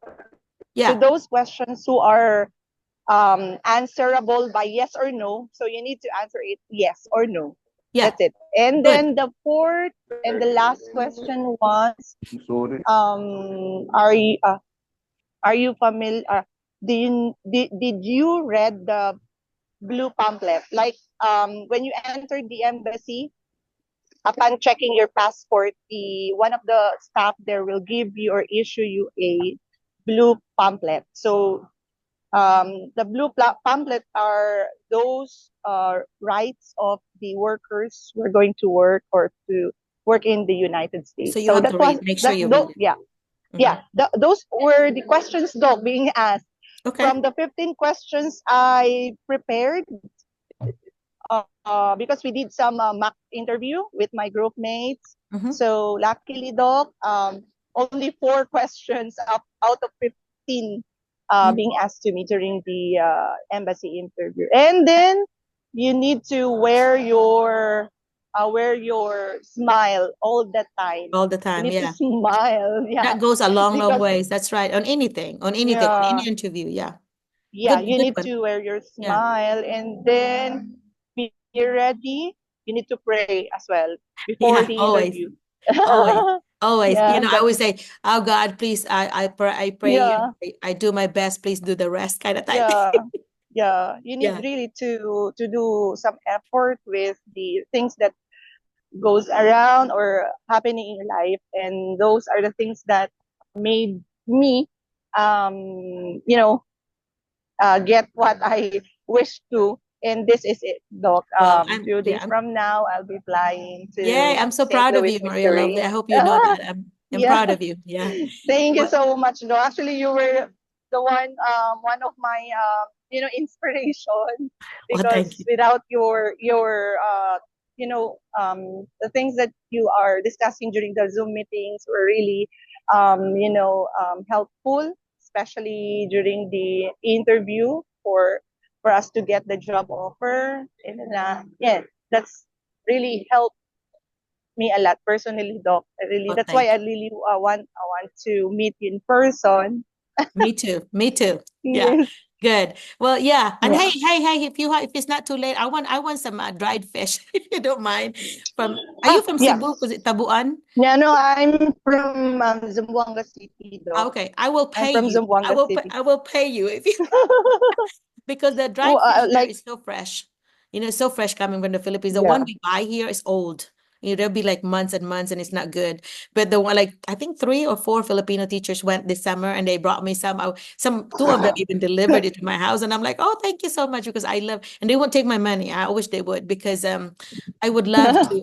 I would love to have that. I have a budol party at the end of the month, and so they're coming here, and I'm gonna cook all this. We don't cook it inside because it's gonna stink the house, but I have a grill outside, and that's where we cook it. It has a little burner, a stove thing, and so we will cook it there. So yeah, so that would be cool to see you, Yes, meet you in person. Yeah, the talking about the interview, I really think that, did you use the 5 core proposition when you uh, interviewed? during the interview at the district doc, Uh-huh. yeah, I actually Did. mentioned that, doc, Yeah, and they're that really impressed, right? helps me. Yeah, like, even though the principals were not, were not reacting during my interview, but I knew my that really explained it well, because like I said to myself, like, I can make it, because uh, parang meron akong karga-karga na alam kong buti to para sa interview, like that. So parang Yeah, that's what I am thinking during the interview, and then of course you need to practice, yeah, more practice talaga, yeah. more practice. Did they ask you where you learned these 5 core propositions? Did they ask you where? No, No? Okay. no, doc, Well, no. anyway, so for those that are needing more help on interviews, if you go to my YouTube channel, I'm trying to advertise here too, but anyway, and become as to subscribe, there is a 2 Josephine videos there, and those are really good because this is Josephine, one of the teacher applicants, and Maria and I actually interviewed her, and we helped her. Like, you might want to add this, you might want to do this. But she did so well, and I recorded and I asked her, is that okay if I share this with others? Because you did such a good job of answering. So if you watch the Josephine videos, you just go, I have more than 500 videos in my channel now, but the Zooms are numbered, Zoom 1 to 83. But then the Josephine video is actually titled Josephine video 1 and 2. So I would encourage you to do that, because a lot of the questions may come out. And I also have when you email me your resume and cover letter, I also have a PowerPoint and a list of possible questions with answers. So that is something somebody in one of the videos shared, that, oh my gosh, I printed out the PowerPoint and it has the question on it. And I was really like, it was really helpful to me. And she really thought that really helped her get the job, because she knew the proper way to answer things and what to include, especially include some of your examples. You could say things like, I remember a student, John, and he was having this problem, and this is how I did it, and this is how it was resolved, and all this. So because of my knowledge of students, because I knew that John had this, whatever, then I was able to use this strategy. That's my knowledge of content. I use this strategy of doing this hands-on, because I know John is a hands-on learner, and this is what I did. And how did I know that? Because I assessed that he would, so you are actually using those 5 core propositions in your answer, right? So when you do that, then your answer is really rich. It's really like content filled. So if you have that, then you're gonna beat the rest, because a lot of times when you're being interviewed, you're not the only one being interviewed. There's usually 5 to 10 people for one job, depending on how hardworking the administrators are. Some of them like love interviews, so they would interview as many people as they can. But some of them are like, Merlina, give me the 5 people and I'll hire 2 or something. They would tell me things like that. And I would like, so that's why when you come on here and I get to know you, like I know, of course, I know Fran and Giselle and Marlon, I would recommend them, because I know for sure that they're going to do well, and that with my dealings with them for, years now or months, that I know they will be very capable, and I would not be embarrassed for my recommendation, because these are people that know me. I have a lot of people know me from my work here in Arkansas, and also from Facebook or YouTube. But I do not want to like ruin that reputation by saying, oh, she's just sending us some teachers that don't know anything, so I really am confident that when I recommend you, that means I believe in you, that you will do a good job, and that you will be it'll be good for us, for our group, and for Filipinos to represent our culture. We have to remember J1, as Mary Lovely knows. J1 is a cultural exchange program for teachers, like a teacher exchange program. Like we have student exchange program here. I've always hosted international students to stay in my house, and I would host them. I hosted for years, many students from all over the world, and they live with us, and it's like your own kid. Growing up, my two kids, they always had somebody with them because I always hosted some international students. And so now we're having teachers. And so that is a cultural exchange, which means that you're going to have to learn everything here. And that 212, what was that? What was that? The 212 rule? That is a rule where you have to teach here for up to 5 years only. And then you are supposed to go back to the Philippines. It's a 2-year physical presence requirement. That means you have to go back and teach your fellow teachers about what you learned here before you can come back for another 5 years. And you can do that for as many times as you want. But they have that 212 rule, and that's the 2-year going back to the Philippines to teach what you learned. Okay. And also your visa sponsor would also ask you to, like, I don't know what it is. Is it per quarter or I don't know if it's monthly or per quarter, that you have to also send some paperwork to show the things that you've learned or taught. So if you teach your students about the Philippines, some of them would do like a multicultural festival where the Philippines featured. You show them the flag. So Maria Lovely, make sure you bring things like your little flag from the Philippines, little products from the Philippines. That's light, like small, like artifacts from the Philippines, like those little fans, those little native fans. Somebody brought me like more than 10, and I said, I want some of those to show, because sometimes I get invited to speak, and they want some artifacts from the Philippines, and somebody brought me all kinds of colors. I don't remember what it was now, to go back and remember from my diary. But anyway, so those are artifacts that you could bring, so try to, if I don't know, I'm sure you already packed maybe, but so find some things that you can bring to share with your students, because they really love that.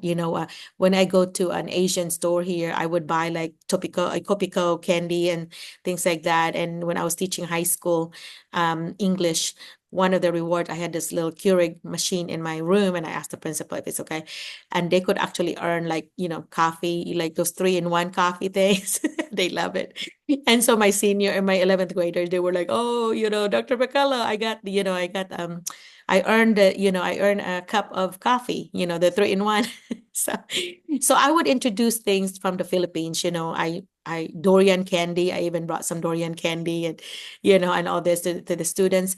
And I always tell my students that, when you try something from another country, don't even say, ooh, you don't say reactions like that. That's very insulting. You can just say it's different. Don't say weird, especially when you talk about people. Don't ever say weird about people. Say they're different, and it's okay to be different. So that's the word I always tell my students. You have to use the word different, not weird. Okay. And so anyway, so then you are doing, you're actually teaching your students about our culture. That is something that and I also have, by the way, if any of you that are coming here now, or any of you really educators, I have a PowerPoint that's comparing the US and the Philippines. Like I do the flag, this is the Philippine flag, this is the US flag, this is the money, this is the money. I did a cultural thing like that, and I have a long PowerPoint that I made for I think a friend of mine that was teaching college, and they were teachers. They're about to graduate in the education program, and she wanted me to teach them about the Philippine culture. And so I came to her class. I just pretty much spent all day with them. And my mom came with me. And my mom's here, 5 minutes from me. She's been here now for 34 years. But anyway, so I invited mom to come because she has never heard me speak. She's never heard me do training. So Sarah is one of my classmates from my doctorate program. And so she taught college. So she invited me and said, Mom, Sarah, you'll be comfortable with Sarah. I'm going to ask Sarah if I can bring you. And so mama came with me, and she was like listening. And I was like, it's so funny because seeing your mother there, I'm like, yeah, I have never, seen my mom be attending my workshop. But I really taught them. And I asked my mom so to also share some things, about the Philippines, because I was actually sharing about our family, about poverty in the Philippines, how I grew up, and so on. And I would ask my mom, remember that, whatever, and she would talk about it. My mom came here in 1991 when Stephanie was born, a week before Stephanie was born, and Mama did not speak much English, you guys. We prepared her being, we already had 3 people here in the U.S. There are 4 girls in our family, 3 are in the U.S. and 1 in Australia. So all the girls are gone out of the country. So the 3 girls here, 2 are teachers and 1 is a nurse. So we prepared like index cards that with mom, like, she knew how to read, right? She had, elementary education there, but so she was really smart. But anyway, so she still is. But so she would just read, like if she needs something, whatever we can think of, we put it in there, and she would like, read it or show it to them. And all this. And she traveled like that, guys, 10,000 miles away. She traveled by herself from the Philippines to the US by herself. And she did not speak much English. Now she's very fluent. She speaks really good English now. But of course, my dad, I think when she came here, and I'm being personal now, I'm digressing, but this is also knowledge of people, knowledge of us, knowing each other and bonding. But anyway, so 2 years later, my biological dad died, suddenly at 50 years old. He had a heart attack. So my mom became a widow. And about 5 years later, she met my American dad. So she met, I don't know if Fran knew this, but she was working at my store, and she met my dad that moved here from Memphis. He was a fireman from Memphis for 33 years, and saw mom and saw that she didn't have a ring. So, oh, you don't have a ring. Are you married? He said, no, my husband passed away 5 years ago. So, oh, my wife passed away 4 years ago. And so he started coming to the to the office, to the store. And mama said he would bring breakfast, he would bring snacks, he would bring lunch. He would just always come back and talk to her. And I remembered her being so excited. I got to know this guy named Max and all this. And it was like, so like like a teenager, was excited about meeting this guy that's really nice. And I said, Mom, he spent his life saving people, 33 years of saving people. He's going to be a good guy, and all that. Of course, we love him to death. And so they got married, and they were only married 9 years, and he died of cancer. And that was really sad because Mom was so happy. Mom was unhappy with our biological dad. It was abusive. So, so with Max, he treated us like a really like his own children, his own biological children. So anyway, we really bonded with him. And so Mom was so sad, still is. And he's been gone now for 12 years, and Mom still really misses him, And so Mom, a lot of times I would go and spend time with Mom. She goes to the senior center next door. And this is part of American life here, by the way, is we have a senior center, like a center for the people that are 60 and up, and they could hang out there. They would feed lunch, and it's like $4 for lunch, and that's everything. It's got like the usually a meat in there, and side dishes, and then dessert and drink, and for $4, which is really cheap, because a lot of times when you come to America and when you eat out, it's like $10. So this is a really good deal, but it's next door to her. She shared a fence with the senior center. So she would go down there, and I would go see her, and she plays bingo there. They play little bingo for the older folks. And a lot of time, Mama's 82 now. So she was, so I would watch her card. She would only have 1 or 2 cards. I have 6 cards. I'm playing with 6 cards. And she would, because it's only 25 cents. But anyway, so I would, and that's the whole an hour and a half worth of games. So it's pretty good. So I would watch her. They would do things like, I want you to cover all of your odd numbers. So I had to check, Mom, that's not odd, Mom, that's even. So I would check on it, and it's a good bonding thing. But I'm sharing this because I want you to know about life in America. It's a little different than the US. We take care of we do too in the Philippines in some ways, but here we really take care of our older folks. They have they could deliver food if they needed to be delivered. They could bring them, what a lot of times I think they bring them every day, or some centers would do like a weekly.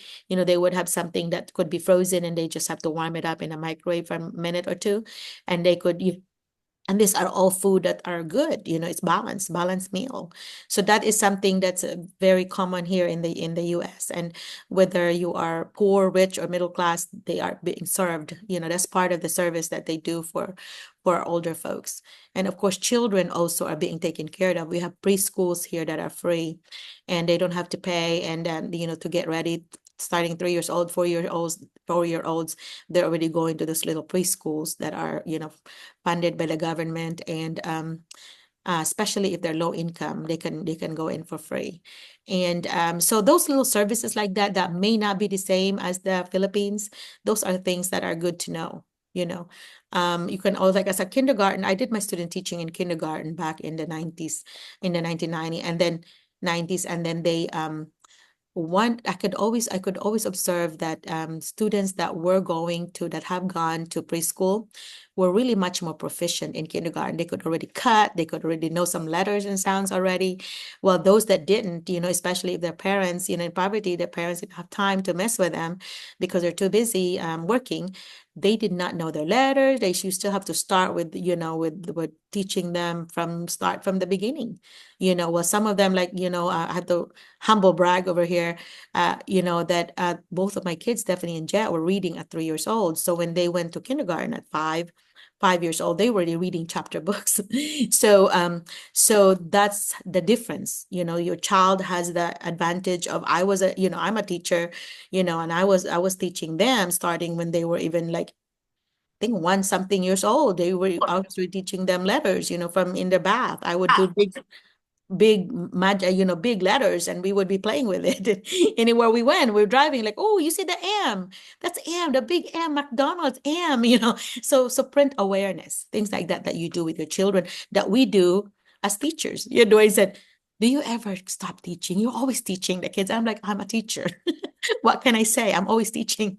But anyway, lovely, come back to you. Are you bringing your family with you to come? Or I don't remember if you were planning to. Were you planning to do that, or are you planning to bring them here later? Is she still here? Did I lose you? Sorry. Maria Lovely, are you still here? Are you planning to bring your family on J2 visa, or bringing them later? Hello, Doc. Are you bringing your husband? No, not yet, Doc. Not yet. Maybe after Mm. yeah. After a year, you say? Yeah. A year. Okay. Well, that's very commonly done too, because you have to save money in order to bring them. And in that way, you won't have to have a roommate anymore. You can actually get your own apartment or house, and then you have the money saved, So I think that's smart to do. But ladies and gentlemen, it's going to be very hard for you. It's heartbreaking because you miss them so much. So I know with technology now it's better because you can talk every day, many times a day, with their cell phone or whatever, free messenger, but still they're not physically with you. It's going to be pretty lonely life, so make sure, Mary Lovely, that you stay busy, stay connected with your, support people there, your friends, because it's going to be very lonely for you without your family. You have how many kids? One, right? You have one kid? I have two. Two. Yeah. Oh, that's going to be really heartbreaking for you. And that's going to be heartbreaking for them. So anyway, I have some teachers here that thought about 1 year, but they end up doing it like within 4 or 5 months. They're already bringing, hey, Mike, you're late coming on. Mike is Yes po, usually Doc. I just hosting woke with me. up and I have here Filipino teachers in Oh, you Texas. are? What are they doing? Are you partying today? We're in Sheila's house. Sheila Hylon. Whose house? Sheila Hylon po, Oh, one of Sheila. my Oh my co-teachers gosh. po, co-teachers, former co-teachers sila. And then Oh, Ma'am Sheila, you have to come Mirna. on. So you in Yes Texas? po, Ma'am Ana. I forgot you did. Yes You po, did si plan Ma'am to go to. Janet, si Ma'am Hello, Janet po, guys, yung bagong everybody. dating Oh dito. my gosh, look at this. Guys, Si Sir everyone in Ernest. Zoom, they used to be, yeah, wow. They used to be on the other side with you guys, and here they are in Texas together. Mike Yes po, drove 7 with his hours family. drive. Oh my, good job, Mike. I'm so glad that you did that. I bet they're excited to see you, huh? Yes po, yes po. Yeah. Because one of my former student po is coming today. Actually, he already landed in the SFO, and then so we will meet him po Wait. dito sa Houston, Texas. Oh, that's And he will be living here with he is a special education teacher, the one that I mentioned to you last time po. right. Oh, so Mike is He is also such an active supporter of teachers, and that's so good, Mike. He gets to and he is travel and one see of the them. members po. Opo, one of the members of the ITSA po. Yeah. Yeah. You have And met so many of them, Mike. You always yeah, travel and see them. yes po. You have seen them And we more have than me, now po, Mike. and we have now Sir John, I think he will share about his experience po then sa St. Louis with I think he will be Maria Lovely will be joining him po doon sa St. Louis, right? Sir Yeah, the same. Yeah. Jefferson? So Maria Lovely just talked here. So yeah. So that's awesome. You have to, yeah, Yeah. it's nice to always hear what's going on. Mike has always been my right hand, always assisting me. And Giselle, of course, is always, when Mike is not there, sometimes they would co-host together. But thank you so much. I could not do this without you guys and Mike for being so active. You got a family there that also come with you. Did Mabel go with you and the two girls? Did you travel together as a family? Or did Yes you po. And also, yes po, and also our dog and cat. Ah? We're traveling again with our dog and cat. I cannot hear Mike. We're traveling po together with our dog and cat po. Dog and cat. Like, Okay. Yeah, you extended family. Yeah. In America, our dogs and cats are part of our family. Oh, that's a cute dog. What breed is that, Mike? What breed is that? I don't know po, mix po siya eh. Mix. Okay. Mix. Did you Apo. did And you get then it from the yung, pet store or did you adopt it from no some? po, somewhere po. Okay. Hey, Mike, my cats have 6 kittens. You're gonna have to come out with your girls and bring some kittens Yes back. sir po, and then they like it. Yeah, they will like it po because the one that you gave me, it was probably stolen or I don't know what happened to that cat po. When And you they're come very here sad. Yeah. again. Yeah. My kids are sad because that cat po, yung kitty namin po yun, and he is joining also us in traveling, in our travel. Yeah, Mm. last time we brought him in South Dakota. Okay, well, Now that's we're awesome. okay again. Yeah.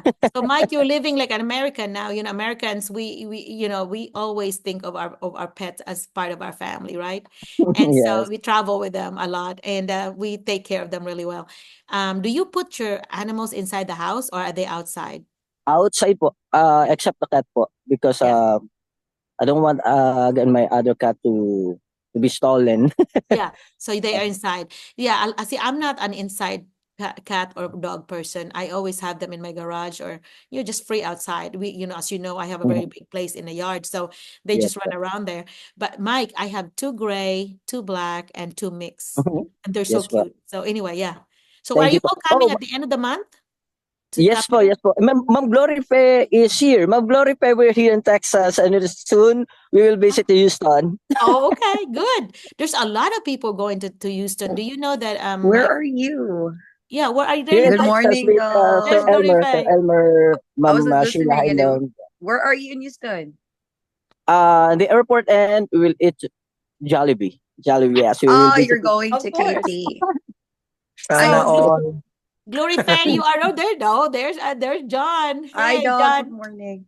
There you go. Hello These are there. part of our Memphis 13 bunch, you guys. We were talking about Mhm. Memphis 13. These are the high school teachers that are already here. So, John and Um, Glory Faye, share what you know, please. yeah. Mhm. I think I'll go Your ahead turn. first, Ma'am Dorothy, Go because ahead. Doc, we are actually having a party later this lunch. So I Oh, just dropped by and I apologize I wasn't able to join as soon as I arrived here in the US because po busy ka. well actually the experience is very different because I think we stayed for an Airbnb for almost 2 weeks Oh, you because it's did.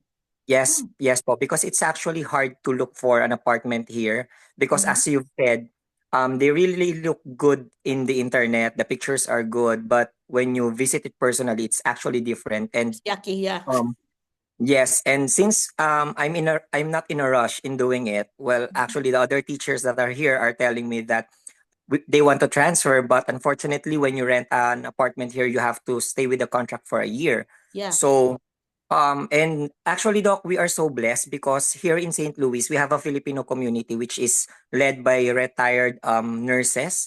So they Nice. are the ones taking care of us. I'm actually live Nice. now in one of their houses, and Wow. um it's because of the party. So we are assisting them, and they are providing us with everything that we need, starting from the groceries, the appliances, Nice. um, the food, and as well as the winter. They are preparing for the winter because they told us that it's already fall and it's going to be cold. And you know what? Honestly, Doc, the experience with the school district that we are in right now, together with Ma'am Maria Lovely, is really not good.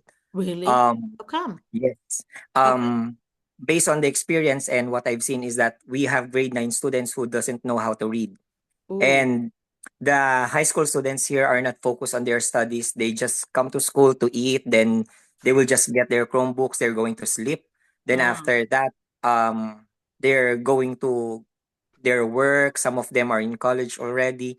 Mhm. So it's actually different. And to be honest, Doc, during the time that I arrive here, I have questions in my mind if I'm really sure that If you that made the I right have decision, that's very yes, common. that That's a I made the culture right shock decision. part. Mm-hmm. Yes, because like for example, in our school district, Doc, we are not allowed to go outside and just walk, like because it's not very safe.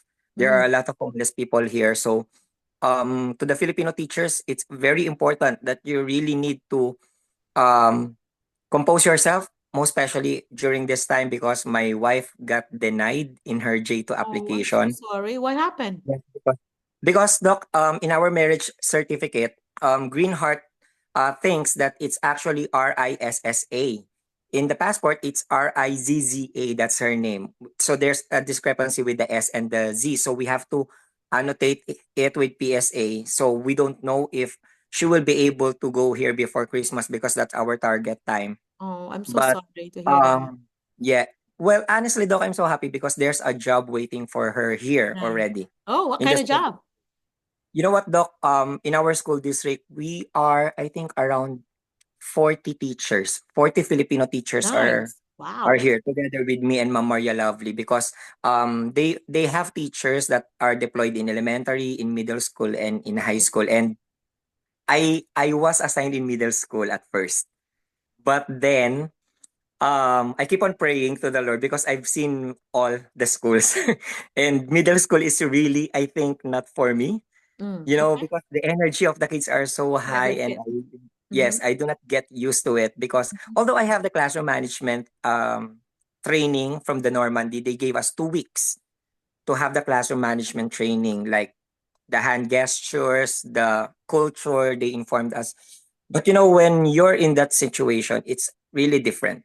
Mm-hmm. The kids here are not like the Filipino kids. The Filipino kids are Defiant. so respectful. You just look at them, you just stare Mm-hmm. at them, they will stop.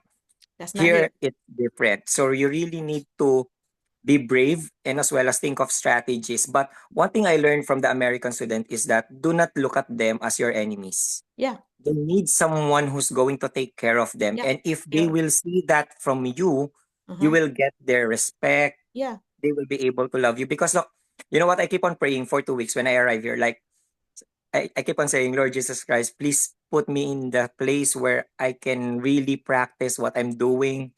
And the next day, I was informed that I am moved to senior high school. Okay. So the students that I have right now, Doc, are really behaved. They Uh-huh.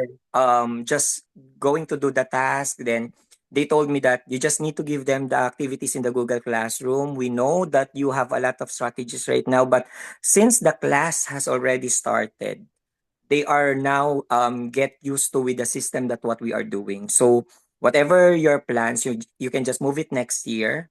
You have to take it slowly but surely. So you Yeah. cannot just implement it to them that I want you to do this, I want you to be like this. Mm-hmm. So you're not going to tell it to them. Yeah. You can set your expectations and slowly the rules you can just tell them because Yeah. you know That's what, Doc, rules I and realized. routines have been established, and so you have Yes, to kind yes. of ease So into I it. have to Yeah. take it Right. slowly but surely. And the Yeah. same thing with Mom Glorife. I have Hispanic students, so they are not able of speaking in English. So what I'm doing is I'm maximizing the Google Translate because Yes. in our school they have their own Chromebook. So I just ask them that if ever you're going to tell something, you just type it in the Google, then we'll translate it. And Mm-hmm. as well as there's a Power School in our school, so it's very easy. You Mm-hmm. know, the lessons are also there in their website. We have here the project Lead the Way. Everything is in there. Mm. Like the students are just going to read, the links are already there. Then afterwards, they will be guided on how they are going to produce a product. So that's what I'm really doing right now. So it's just Good. more on monitoring, guiding. Self-directed, So yeah. yes, Self-directed so learning. Yeah. it's really important that you keep on praying that God will put you to a place where it is safe, where you can practice. And you know what, Doc, we are so blessed because the school district keeps on telling us that we hire a lot of Filipino teachers, not because the locals here doesn't just want to teach. It's because we know that we heard from other school district that the Filipino teachers are really making a difference here. So there's a group of Filipino teachers here po that they were able to make the academic performance of the school district higher than expected. So Mm-hmm. that's what Yeah. they are expecting Oh right now yeah, from they us. are. Yeah, you're being acknowledged for the increase of the scores. Hi, Yes. Maria. You see, I'm talking to Memphis 13 bunch over here. I was just talking about Maria being here. You want to say hi real quick? I'm talking to John over here. See, there's Hello, Maria. ma'am. Hi, Ma'am Maria. Good morning. Say hi to them and tell them what you're doing here. You want to come here? Let me see. Okay, come on. Okay, go ahead. Hi. We're Take- here take- because yo- we just Amay, want. set something to drink. Okay. We're here because we just want to hang out with Miss Ellen. Well, there's also like a Batesville Barrio, Barrio Fiesta. Oh. Batesville is like an hour away from Salem, but it's Mm. from where I live, from Brinkley. That's like 2 hours away. So we just stayed up last night and made some desserts that we can take as our potluck. Wow. So yeah, how are you all doing? Impromptu. Well, um, Alert you have because you've been here. my last advice po for our Filipino teachers, no, honestly, ewan ko if Ma'am Glory Faye is experiencing the same thing. It's really hard to be in America, most especially in a place if mag-isa lang po kayo. Ako, I'm so blessed because I have here the Filipino community, the retired nurses, and the teachers that are with me. And Ma'am Maria Lovely will be joining me next week. I think Wednesday po kami magkikita ni Ma'am Maria Lovely. Mahirap po dito, to be honest. It's really not a joke. You're going to miss your family. You cannot sleep because of the jet lag. Ako po parang I think 1 week akong nag-adjust. Naantok ako sa training. Tapos gising na gising ako sa gabi. Pero alam niyo po ano yung motivation. Yeah. Kahit sumeldo ka dito ng $1,000, pagdating sa Pilipinas, that's 56,000 pesos already. Right. Yeah. So that's Absolutely. a very good motivation. Yeah. So, yun po yung isipin natin when we Oh arrive yes. here. Tapos, namimiss ko na yung Jollibee. Oh yeah, that's what yeah, I miss Jollibee too. And so me and my boyfriend drove to Texas just to get Jollibees because that's just the nearest Jollibee that you can get in Dallas, Texas. Very similar thing. My experience when I started like 2021, it was a hard first week. Well, actually, it was a very hard first night, especially you're absolutely right. Like being the only Filipino at that time in Brinkley was a very tough thing because you don't know anyone, especially the fact that I don't have any family members over here. And so like experiencing that, no relatives at all, no parents, and especially when a 22-year-old like me during that time, it was so hard because we're used with the Filipino environment where it's just so loud all the time. And so like on my first night here, I remember I was crying. I was calling Miss Allen at that time, like, oh, it's just me. Yeah, I'm calling her Miss Allen because like when you get to know her and you get comfortable with her, instead of calling Doc Merlina or Doc, I just call her Miss Allen or Mom Allen because that's her nickname, Allen. So Ma'am, apparently, have yeah. you experienced the moment like, these Americans are talking to you and you were able to understand the first, I think, first 2 to 3 sentences. Then eventually at the middle, you were thinking about, what is he saying? Then at the end of the conversation, you'll go back to understanding them again. I have that moment that I think ayun, medyo naglalag po ako dun sa center. So, it's very important that you were able to, what do you call that? You are not getting to understand each word, but you are getting the whole concept of what they're talking Yeah, about. you Most just get especially the with, gist out of it. yeah, with the Yeah. accent. And you know what they are telling me that you're not going to say yes all the time. You're not going to say yes. If you don't understand, say I'm sorry. They already Yeah. know that. But you Yeah. don't understand because I keep on saying yes. And Yeah, yeah. the Black That's correct. Americans would always say, yeah, Yeah. they're Uh-huh. going to use that word. So, for me, you know, in the Philippines, when you say, parang it's like a maldita thing, Yeah, right? like there's like two tones of the and then Yeah. Like Yeah. you just gotta learn So, about that one. They come again, you know. Yeah, or you can say like, what is it again? Because like yeah, I'm mostly experienced that with African Americans because they talk so fast. And my kids are African American. At the beginning, I was really having a struggle with that part because like their accent is very different from compared to the Caucasians, compared to the whites. So I have to ask, even until now, I have to ask, what is it again? Huh? What is it again? Until I just got comfortable, like what were they talking about? And then I just kind of like get the gist out of it. Yeah. and you know what, Doc, I really would like to share this one. There's an initiative in our school po. Because as we all know naman po, di ba, you have, I think, heard the story about shooting incidents here in the US. Yes. You know what po, in our school, Doc, we have a clicker. So it's with our ID. It's like a white this size. And if you're going to click it 3 times, the whole school will respond to you wherever you are in the school. So if the students are fighting, you don't need to what do you call that? Make awat. Yeah, You don't you don't need need to to intervene when they're yeah, you don't fighting. need to intervene with them. You just gotta click the clicker and the security will respond. If you click it 8 times, the police department will be there in the school. So you know Nice. what? If you are hearing a lot of stories like it's not safe in America, the students are like this, to be honest, no. You just really need to identify how you're going to respond to them. Because whatever we are doing in the Philippines, like, pwede mong pagalitan yung bata anytime, you can call the parent anytime, no. Here, even if you would like to talk to the parents, they will not go to talk to you about their child because they are working, I think, 2 to 3 jobs in order for Right, them to survive. right. So as a teacher, it is really important po that you know your heart as a Filipino that you are taking care of the students. That's actually your edge to make them feel that you are there for them, not to like for example to give rules to them, to be a teacher like in the Philippines, they need someone who's Yeah, going to take care of them. Yun po. exactly. Because they will actually know that the teachers, some of the teachers or some staff are not working for them, or like that they don't care for them, like They feel that. they will, yeah, they will know that, they will feel that, because some people, some adults just work in a different purpose.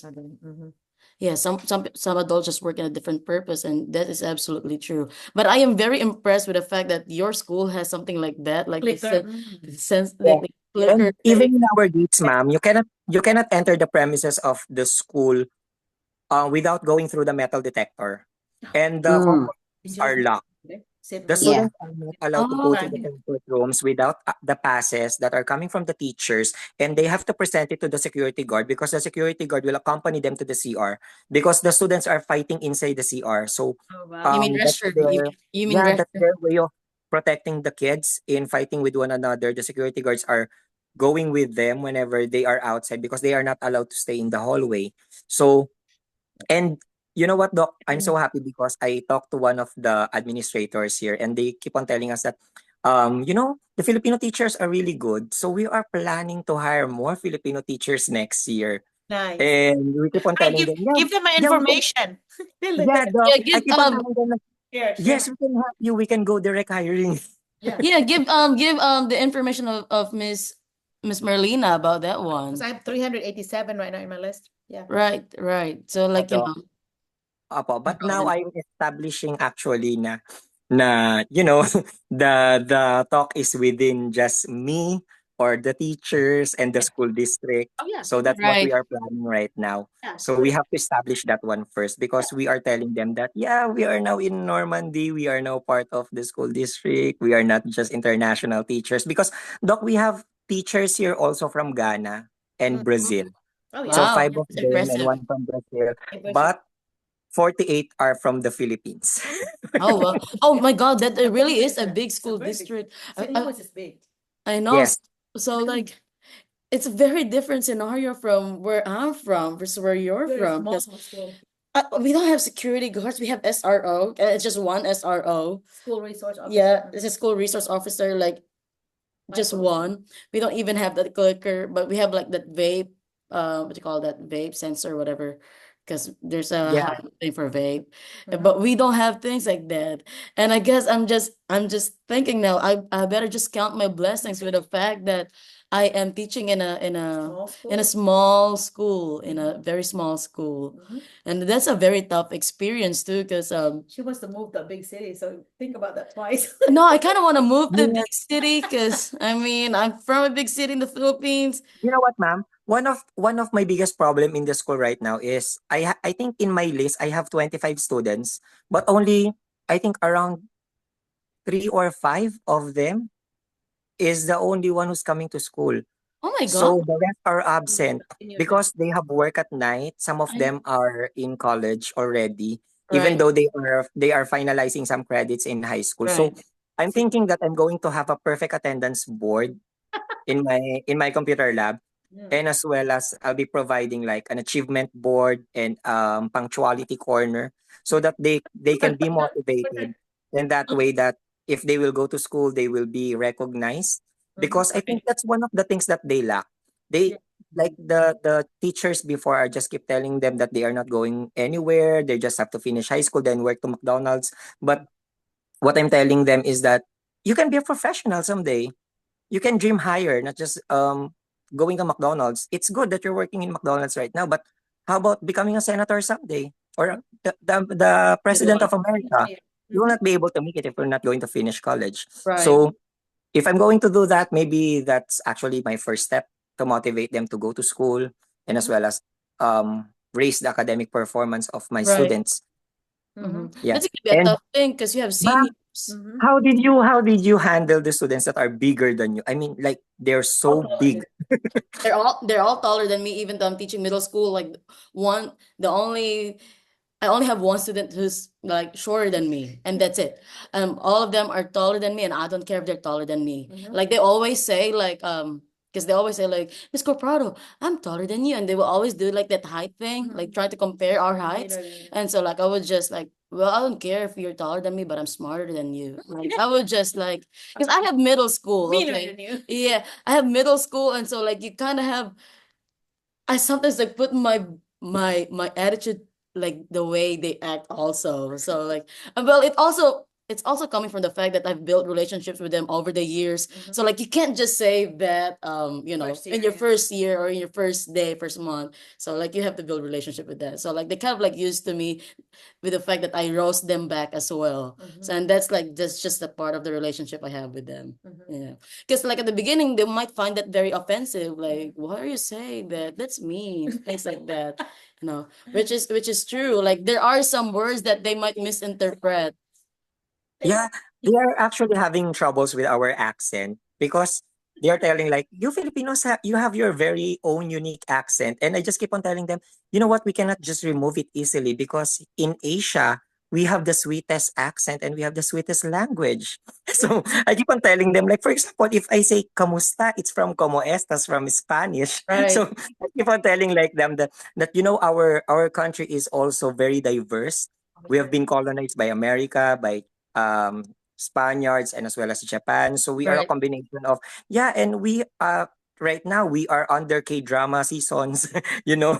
So I keep on telling them that if ever you're experiencing it here, we also experience it also in the Philippines. Right. So what I'm telling them is that what you need to do is you really need to adjust in order for you to understand, because That is it's true. not just the language, yeah, but yeah, I'm really having troubles regarding with their heights because they're so big. Like they can cover me. I don't know, Mom Glory, No, if you no, experience the same I'm thing. telling you, you're gonna get used to it, and like you won't care about it eventually, because like we have like basketball players that are, Yeah, I'm only football. 4'11". I'm only 4'11". They're like six something, and I don't really care about that one. Like maybe at the beginning it's kind of like intimidating, because that was also my main concern at the beginning. That's why I wear like high heels at the beginning. Like, but now eventually like I'm comfortable with shorter heels, because like they're taller. They really are so tall that I always have to look up and whenever I have conversations with them. Yes, and so you're gonna get used to it. Like I'm telling you, it's just the beginning. It's just part of it. There's gonna be a lot of adjustments at the very beginning, and and I have a friend here from West Helena, from Helena, West Helena. She's an art teacher. She's Hi, Kaya. morning from United States. United States naman na. Oh, Nice, nasa nice Missouri to naman meet yan. you. Missouri. Nasa Missouri naman na. Ay. Oh, I didn't Yes, know. ma'am, Missouri. You know, Yeah, if you have fault, you just guys say Missouri. No, yeah. Joke. I mean, sorry. Right, right. Yeah, that's a good American joke, Filipino American joke. Missouri. Yeah, I got Uy, that. pwede kaming Yeah. pumunta dyan. Ma'am Marlene, I would like to ask, how do you handle your transportation? Do you have car? Because Filipino teachers po na nandito, Uber is very expensive. Like we're spending, I think, 2,000 pesos a Well, day. because you are If you in a big convert, so they're city. telling me, hey, John, you're not going to convert it. Yeah, do not. When you're here, do not convert. No, but when I go to Asian store, I always convert it, and I feel bad because when I buy owishi or cracklings, and like, Yeah. oh my God, this is only like 20 pesos in the Philippines, and over here it's $2. Wow. Yeah. You know, I'm actually looking for sinigang mix and crispy fry. Oh my God. Oh, Come here. They don't have it here. So if Oh, you Filipino there's teachers are, I've been to yeah, Missouri, we have and an I've Asian been store, to but one of the most of the time Philippine it's not stores. available. oh, So Mama Maria Lovely, bring a lot of crispy fry and sinigang mix. oh, because it's mura. But you can buy it online though. When I started, I went online. There's also like I know two Filipino stores that's selling things like that, but they're online. So Ay, Sophie, Ma'am and Doc, I would like to share with other Filipino teachers because maybe you are having a hard time in getting a US mobile number. There is an application po that is, I think the name of the application is Text Now. And you're going to pay 299 pesos and they will provide you with a temporary US mobile number. So that will be easier for the school districts to call you if you have your US mobile number. Ma'am Maria Lovely, she is actually coming here next week. So I advise her to create a temporary US mobile number. So when they arrive in the US, they will go directly to their apartment. So ah, it becomes easier. So if you are planning po that you're going to call the school district, then you can yeah, use application because it's right. easier for them to contact you if you have your US mobile number. So I think that's one of the strategies that you can use right now since October na po, mag-o-open po yata ang mga J1 visa ulit, I think. Yeah, yeah. I'm hoping I'm gonna change the background because it's so weird. Oh, yeah. And anyway, when I started, like you can tell also your experience. When I started, I have to just email, somebody in the district or like use WhatsApp. And like eventually I just got a phone here and then, And now have a both of them phone. have cars. Yeah, we also have Yeah, cars. phone 'Cause service. But that happened after a year for me because like I had to do a lot of practice because I'm new to driving cars. yeah, So here like with other Filipino teachers, we just help each other. Like some teachers help us, and then we were able to obtain our our cars, driver's yeah, driver's license. Um, license. But yours. yes po. Next week I'll be having my driver's license written exam. Written exam. Oh, good Okay, for you. awesome. Good Yeah, luck. next week. It's actually fast because the Filipino community here is helping us. Good. So they're telling Yeah. us that, yeah, you need to get your driver's license. You're spending a lot in Uber. So I think it's around Right. 500 per month. Yeah, you You're need to spending a lot. start. So you can buy a car already. And to the Filipino teachers po, there's another motivation that I can share with you. Kasi po sa Philippines, it's so hard for you to buy an iPhone 16 Pro Max. That's the latest one, I think. So here po pala sa US, if you avail a plan, that automatically comes with the plan. Yeah, So parang you add, I think around $10 lang, so unlimited data, call and text, and you'll get the iPhone 16 Pro Max that easily. yes, that is true. The data. Yeah. Yeah, Pero as they keep on saying to us, material things in the US is so easy to get, that but is you true. need to learn your finances. So, yun lang Yes. po yun. Opo, kaya yung Yes. mga nandyan sa Philippines, wag po kayo mawala ng pag-asa. Wag na po kayong bumili ng iPhone 16 Pro Max dyan. Pumunta na lang po kayo dito. You can just get it easily. Kasi po ako when I arrive in the US, my phone doesn't match with the SIM cards. So bumili pa po ako ng isa pang phone, this one. I think it's for $99. $99, Motorola. So yun, ganun po. Android. Yeah. Yeah, Yes, yeah. and ma'am, they don't accept cash here. They do, but there are more places that Yeah, uses cards, so you it's need to have very a rare. credit card. Yeah, like when you buy things, they will just say, "Do you have a card? Do you have a debit card? Do you have a credit card?" Right. And I have a lot of $1 during that time. So it's hard for them to give you cents. Yeah. So yeah, they keep on telling us like, you need to make your money online. You can just Right. use it via Zelle. So it's very important po pala that you have your bank account right Yeah, when you you have to arrive. set it up. Yeah. Yeah. As soon as you get your SSN, then you can You- Yeah. do I this also have my all kind SSN. of things. Yeah. Yeah. Mhm. Yeah. SSN, I think my SSN, I got it after 5 days. It's Oh, very that's fast. Yeah, that's Yeah, that's that's sweet. fast. Yeah. Usually. And be aware of maintaining a good credit, because Yes. like we know later for future purposes, because there are other countries that will be when you finish your contract here, there are also other countries that also doing the credit score. So that's what I'm trying to maintain. 800 So something. Yeah, yeah, maintain a good credit in your good credit card. Yeah. And If don't you want to try enjoy all these things, Mhm. and it's exactly. yeah. And don't try to overspend. I've been hearing like horror stories from other Filipinos that they Overwhelmed. overspend because they get overwhelmed with the material things that you can just get in Yeah. here.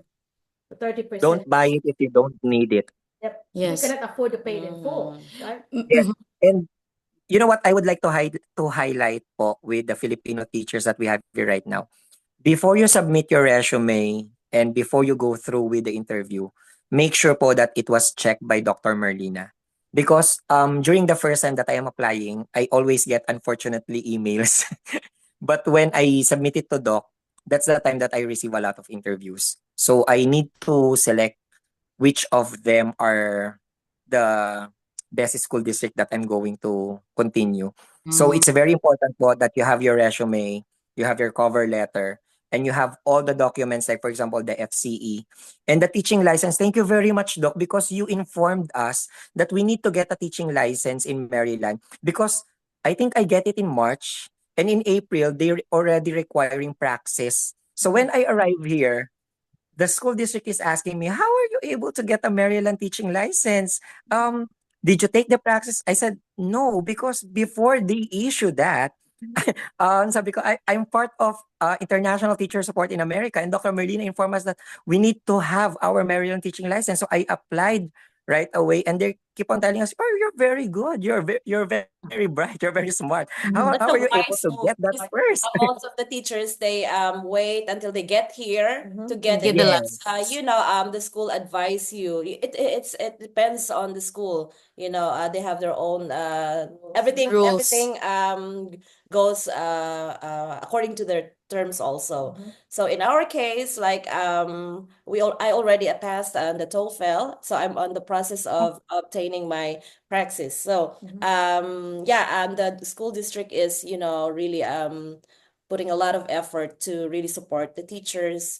Yeah, so I'm just hoping that wherever you land, for all the aspiring teachers, we have a big support, like our school district, the admin, and the Filipino community, and also the Ma'am Ellen's crew. They're doing a great job supporting all these aspiring teachers. So yeah, Yes po. for And the American dream. I think Ma'am Maria Lovely will arrive here, and I'm expecting again someone from the West Memphis 13 that will arrive here. And I think that we have a 2 weeks break in November. So I'm planning to go to Arkansas. Remember about the 3 I'm teachers? going to visit Dr. Merlina. So hopefully if Hey, I you am should help my able, mom. Yeah, if I Morning. Yeah. I mean, you got yes, a big school district. Yeah, we Uy, sama we rin are kami dyan. actually asking for it, Kami ni, and I'm communicating with them. So if ever there's an open for Right. a year, I will definitely tell them right away. I'm also with Sir J. Mar, Dr. Merlina, if you can still remember him, but he's downstairs. Kailangan niya po kasi mag-ihaw kasi malapit na mag-lunch. Darating na yung mga Filipino teachers dito. So, um, I think yun po yung pinaka-best na pwedeng gawin. Like, si Ma'am Maria Lovely will be here next week and we will go to Arkansas by November. So hopefully si Ma'am Glory Faye will also go there para makita ko na po personally si Dr. Merlina. Teka, sandali. Anong schedule mo? Kailan ka November pupunta? daw. Yung Bakit November? Thanksgiving. Thanksgiving break. Thanksgiving. Ah, Yeah, yeah. Thanksgiving. Oy, sama ako. Yeah, come Yeah. visit. Visit. Mag-drive. Sama ako. Mag-drive. If I can drive. I don't have a car po. If I can drive. Mike I'll can try. pick you up. Mike, Sir Yes, Mike, Sir balikan Mike, mo ako please. sa Texas. Sama mo ako pa uwi. Mike, Apo. Mike is everywhere. Mike is in Texas right now. Yeah, we're planning, Doc, to see each Oh, other really? with Mamena. Together, you showing it early. Doc, Magkikita po kami mamaya. Yes, right medyo now. madaya po si Sir Mike kasi he drove 7 hours, di Right. ba po, going to Texas. For Missouri, I think it's just 5 hours. Anything in the airport. It's really You're over there, see? oh, And you know what po pala? One thing na maganda dito sa US, everything is almost free. Like we have free zoo, science Yeah. centrum. Yes. Yeah, everything is free. As long as, Missouri is actually a very family-oriented state. Yeah, very much. So, halos lahat po ay free. And what I like about in teaching in the US is they have a lot of breaks. Oh, yeah. So, ang daming well, holidays. that's the Well, best part. Well, that's very much needed. How much is your, if you don't mind? I mean, it's an open, it's a public information. So how much is your pay, annual pay? It's 54. Oh, so you're, experience. oh yeah, counting your years of experience. Doc, they do not count it yet. Really? Yes po. Because So that's your according to their- base? Yeah, that's what they have written in the job offer. And when we arrived here last September 12, they told us that last September 1, the budget has already been closed. So they cannot upgrade our salaries. But they promised on January that we just need to submit our papers and they will reevaluate our documents and they will give us the salary based on the salary table. And you know what, Doc? Another thing that makes me busy is that because I'll be graduating this October 8 with my master's. Oh, So yeah, it's so perfect that after the graduation, I'll get my TOR, I'll get another FCE, and I'll submit to them. Because you know what, if you are, I think, you have units in doctoral, they can give you as much as 65 to 77,000 annual here. Yep. A lot big, a That's bit, a the lot. base. Yeah, a lot more. Some school Yes, districts, like in my school districts, they don't, I do have master's degree. They did not count it. All of us are in the same pay scale, which is 50K, That's but what happens in Arkansas. Yeah. that's just in Arkansas. But in her case, like it's a school district decision to Give them bonus. They honor your credentials. For in my case, I only declared my master's, but I already have like a car in my doctorate but I did not like process it yet because I need to go to the Philippines, like have it documented. So what I'm receiving right now is only based on my master's degree. So yeah, like much that's is yours? it's 51? Well, Yeah. yeah. Like it's not really that big compared yeah. to the fact. Bigger city pays more. Yeah, I mean that's kind of like expected from you guys And since you live in a bigger another, city. yes, another po pala, kasi like, honestly, I got my first salary and Lots of meron silang like Yeah. they have this retirement benefit like they are deducting it from your salary so that Absolutely. when you finish the contract and you will go back to the Philippines, get you will back. get Yes. all the retirement Think benefit about that it. they Yeah. Yeah, you can get back. I mean, if you're not planning to come back after your contract, like you can get it back. Yeah. But in Yes, my and case, another like, thing, Doc, we are also so blessed here actually in the school district, even though the students are really not that performing because they offered us the medical insurance and as well as that's I think the dental insurance. They asked us to get the standard plan because the standard plan you're not going to pay anything, but the school district will pay for you. So that's what we address. So Nice. they are not deducting insurances from us. They told us that don't worry, the school district will pay for it. You just have to sign this one and we will not deduct anything from you. And all your taxes like the federal, state, city taxes will be deducted from your salary, but they will be refunded to you. Nice. Yeah, because imagine St. Just- Louis. Yeah. Yeah. Grabe. That's another motivation for our teachers who are still in How the much is your Philippines. rent? Yeah. How much is And your another thing po that I like here, when you substitute, it's $40 each sub. That's nice. They don't outsource. No. In our school, they don't allow teachers like the in-school teachers to do substitute. Like you Yeah. just have to cover classes and that's free. I've And heard- that's I've heard a like- lot of this kind of arrangement arrangement from with other schools. Yeah, that's true. They It's don't a do that big here. help. But They don't why? over here How they, jealous. over here they take advantage of the teachers because like we have to watch classes multiple times without pay. Yeah. Like whenever the teacher's out, yeah. Mhm. Because they can't get subs. For us, if it's your plan time, like for example, last time I think we have 11 teachers who are absent because they are substitute teachers. They are not certified. So that's the advantage of us Filipinos coming to the US. We are already classified as certified teachers. So like last time I received an email, we have 11 teachers, substitute teachers who are absent. So if you are available, go. That's You can nice. sub those classes for $40 each. So imagine if you get 3 to 4 classes, so that's $120 Oh my already. God. You have a lot of prep time? Because I don't. Actually, regarding with the prep time, I don't have to worry about it because Missouri has their own standards already, and it is already there. So you're just going to copy paste to your lesson plan. The activities are also there. There is a website, so you just have to monitor and guide the students. So it's easier. Unlike in the Philippines, that you have to write everything. Do you have a to think lesson? of Do you have to make a lesson plan? Because I do have to make a lesson plan. And that takes We time. are making a lesson plan, but we are just going to copy and paste from the standards of the state. Sir, what subject do you teach? Computer science. Computer science. I'm teaching Python and programming languages. Yeah. Pang matalino naman. Mga alien words mo na. Ano ba yan? Ano ba yan? Jargon. See, Kate is art and she's English. Mga computer jargons naman yan. Ay, pang Yes matalino. po daw. Yeah. And you know what po? When I posted that I'm already in the US, there are a lot of DepEd teachers who are messaging me. Kasi you know po, they know me as someone from the DepEd Central Office doing the virtual trainings. Yeah. So they are asking me, sir, why did you left DepEd? Just keep on telling them that I will go back. I just Big decision. Oh, yeah. It's a big Yeah, because- decision. Yeah. Yeah, I tell them that I need to become globally competitive and I will not be able to do it if I stay in the Philippines. So this is an experience for me. Just for And experience. they keep on telling us, sir, can you please send us the link? Ano ba yan? Ano ba yan? Nagtataka ka. You have to Magkas lang pala ng recommend. link. Yeah, recommend. And they keep on telling them, you attend Dr. Merlina first because you need to prepare. You attend Dr. Merlina first. I keep on sending them the Facebook page. Oh, you should like this one first. Thank you. Good. Yeah.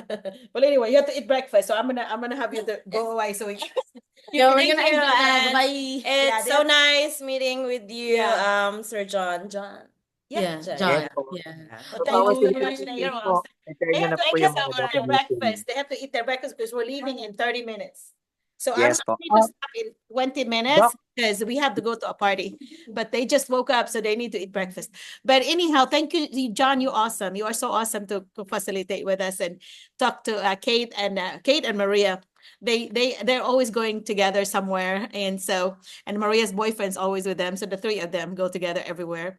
So so we had fun last night. We were cooking some upside down pineapple cake, and we did biko, and we did leche flan. Anyway, so we made a lot of different things last night, and so I told her, "Oh my God, this is all dessert. Why are we not making some dishes?"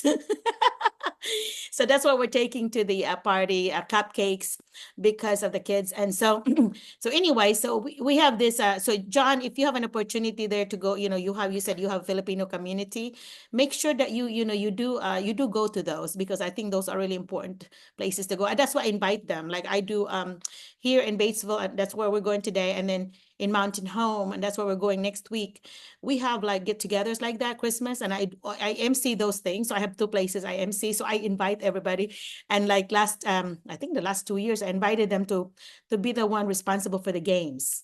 So they facilitate the games, and we just plan on what to bring, props and things, and so they did a good job of doing that. And Filipino Christmas games that they introduced, that was so nice. One of them was like, you have to sing something and really, I don't remember what was it, like singing something Christmas songs, and then making it in a And Doc, huh? I also experience here because in the Philippines we get to eat rice most of the time. Yes.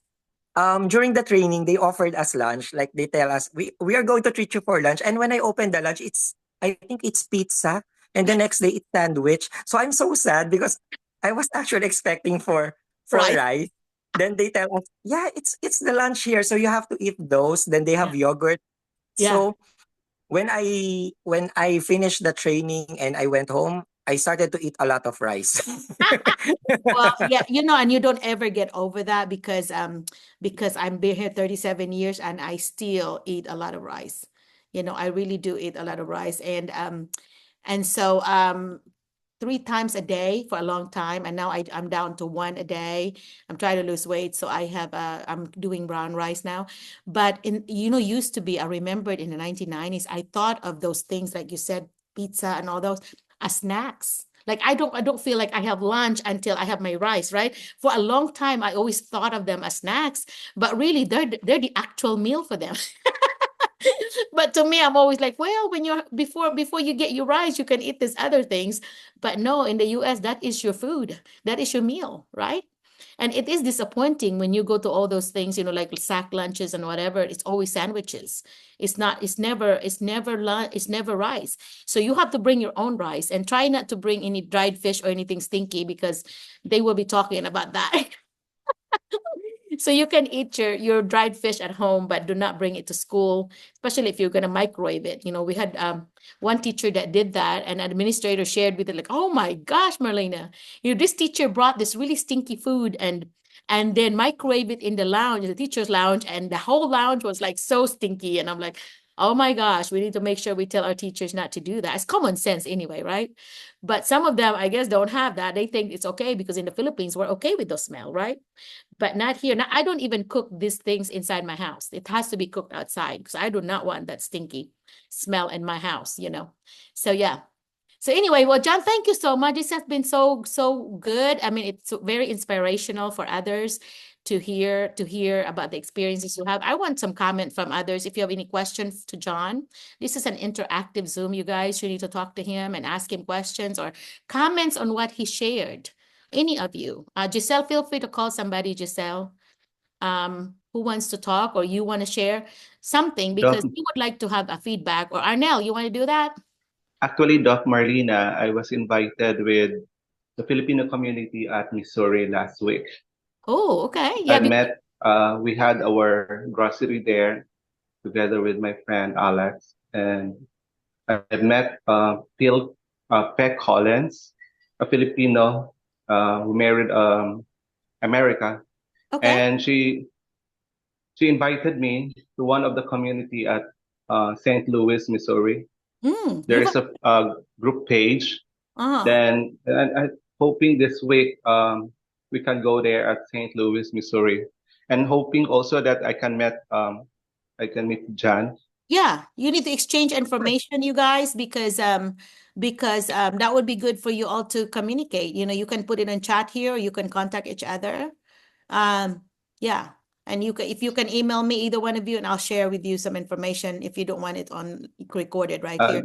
Yeah. We are friends with P. Collins. Okay, both of them. Yes, Doc. And then I think there is party of going there this week. There are video salo-salo party. Yeah. And I missed that one. Yeah.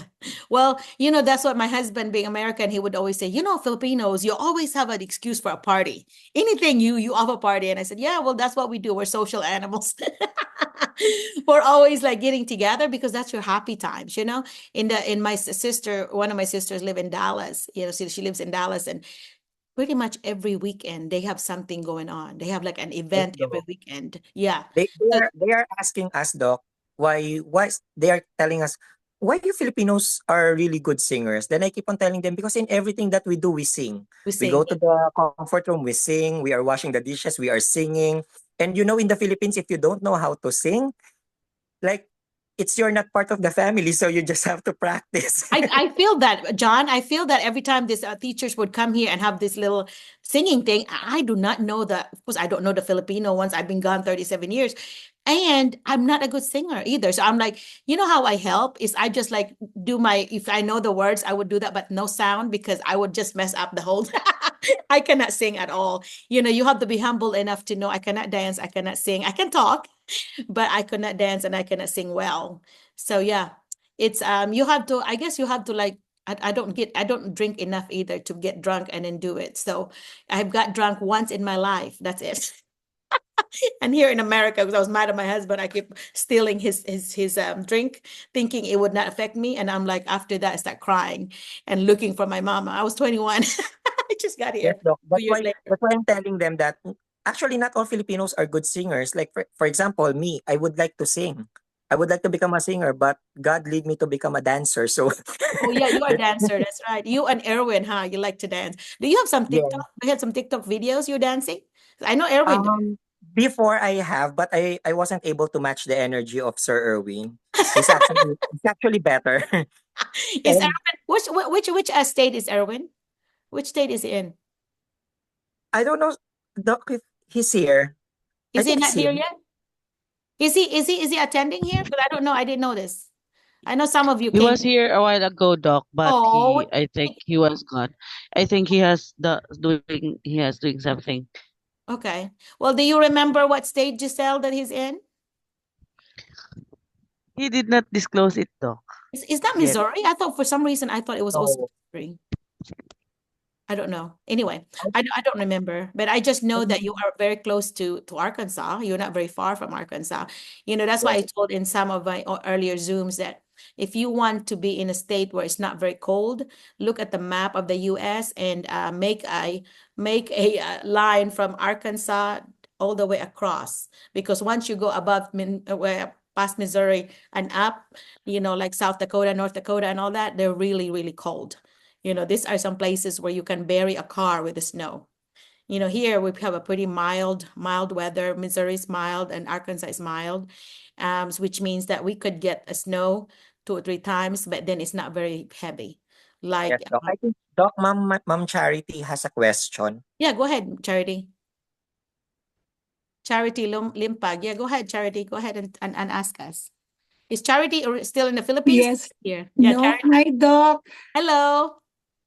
Good Have your evening, phone. everyone. Yeah. Yeah.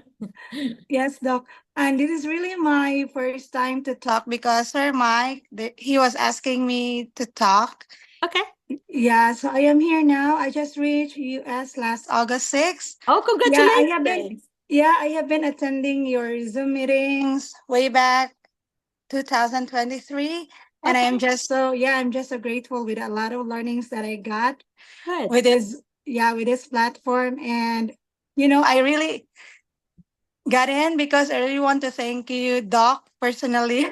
Oh, you're welcome. Yeah, with all the insights that I have learned from you, with everything that you have sent in the emails, everything. I have read a lot of things that empowered me to be here in the US. I am now in Hollister, California, teaching cool. the 8th graders here, and I'm just so happy with my school, with the school district, because they're really supportive and they really love to have a lot of Filipino teachers. And a lot of Filipino kids too, because in California we have a lot of Filipino communities there. Yes. Yeah. And it seems like, but then with my first day, it seems like my students, it seems like they ate me because I was really shocked. Because I have seen different colors. Right. You're diverse, the diversity of ethnicities. Yeah. Yeah. And you know what? I really cried when I got home because it seems like it's not me who's standing in front of them earlier. and this is not the way that I'm teaching my students in the Philippines. But then I'm just so happy as the days go by because because Culture shock. it was gone, and I can play with them Filipino games. I have introduced to them a lot of things about the Philippines, and most especially that I am teaching English and science. And though I am a science major, but then I am embracing ELA now. Yes, good for you. Good for Yeah. you. I've done that. I have used literacy strategies in order to teach science. So I've had them to do a role play using some of the words, and so if you are a cell, how do you move? How do you, if you are so the different terms in science, I actually have them to kind of interact with it in literacy strategies, and it sticks, because they're learning science at the same time. They're also learning the vocab and so on. So yeah, you can do that. I'm so glad that you're doing it seamlessly, sounds like.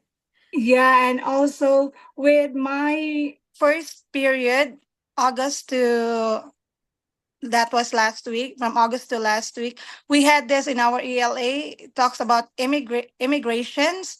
Yeah, how immigrants share their stories and the struggles that they had the moment that they reach America. And it seems like I was in the hot seat because my students, they were asking me, and it was so nice when you're going to give your own experience to your Testimonial, yeah. students. Yeah, because you can share to them a lot of things. Right, your insights, yeah, insight, yeah. Yeah, and you know what? Then just making just getting out some stories from other people. So it's really good thing that it's all about you. Yeah, and meaningful too to the kids, that it's coming from your teacher's experience. Yeah, and it seems like they really want to be in the Philippines because yeah, I bet. Yeah, you are the biggest ambassador for the Filipinos, as a tourism thing, because they really do want to know more. They want to, a lot of Maria's classroom, when I observed, they always say, Miss Encoprado, you cannot take me, right? You're gonna take me to your country. They would say things like that. So I'm so glad that you're enjoying it, and I'm so glad that you're sharing your experiences, and it sounds like you're having fun. So that is good. Yes. Any classroom management issue, or did you? What were Yes, yeah. Yes, what I did is that I have everything before I'm going to start with my class. The moment that they enter, I'm going to say, "Good morning, everyone. Kumusta?" And they're going to say, yeah, and every day I'm going to give them one sentence in Filipino that I'm going to translate in English because they're the one who asked for that. Mrs. L, I'm Mrs. L now when I am mom chat in the Philippines.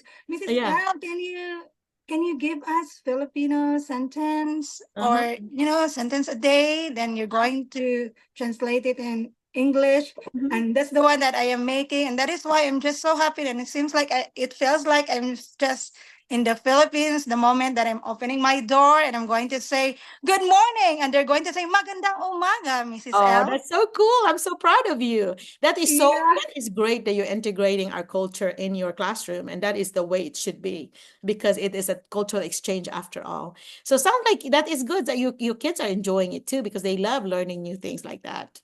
Yeah, and I'm giving them, I am buying candies from Dollar Tree for them. Yeah, because every Friday I'm giving rewards to those students who are really behaving or doing their tasks. And I'm just so happy, Doc, because my school is a Blue Ribbon school. It's Accelerated Achievement Academy. Okay. Yeah, here in California. And, students, they were really screened, and you can get into AAA if your grades are not that good. Oh, So it okay. seems like, a science high school in our country, they're in the Philippines. Oh, okay. Well, Yeah. so the which part of California again? What's the name of the town, of the city? Callister.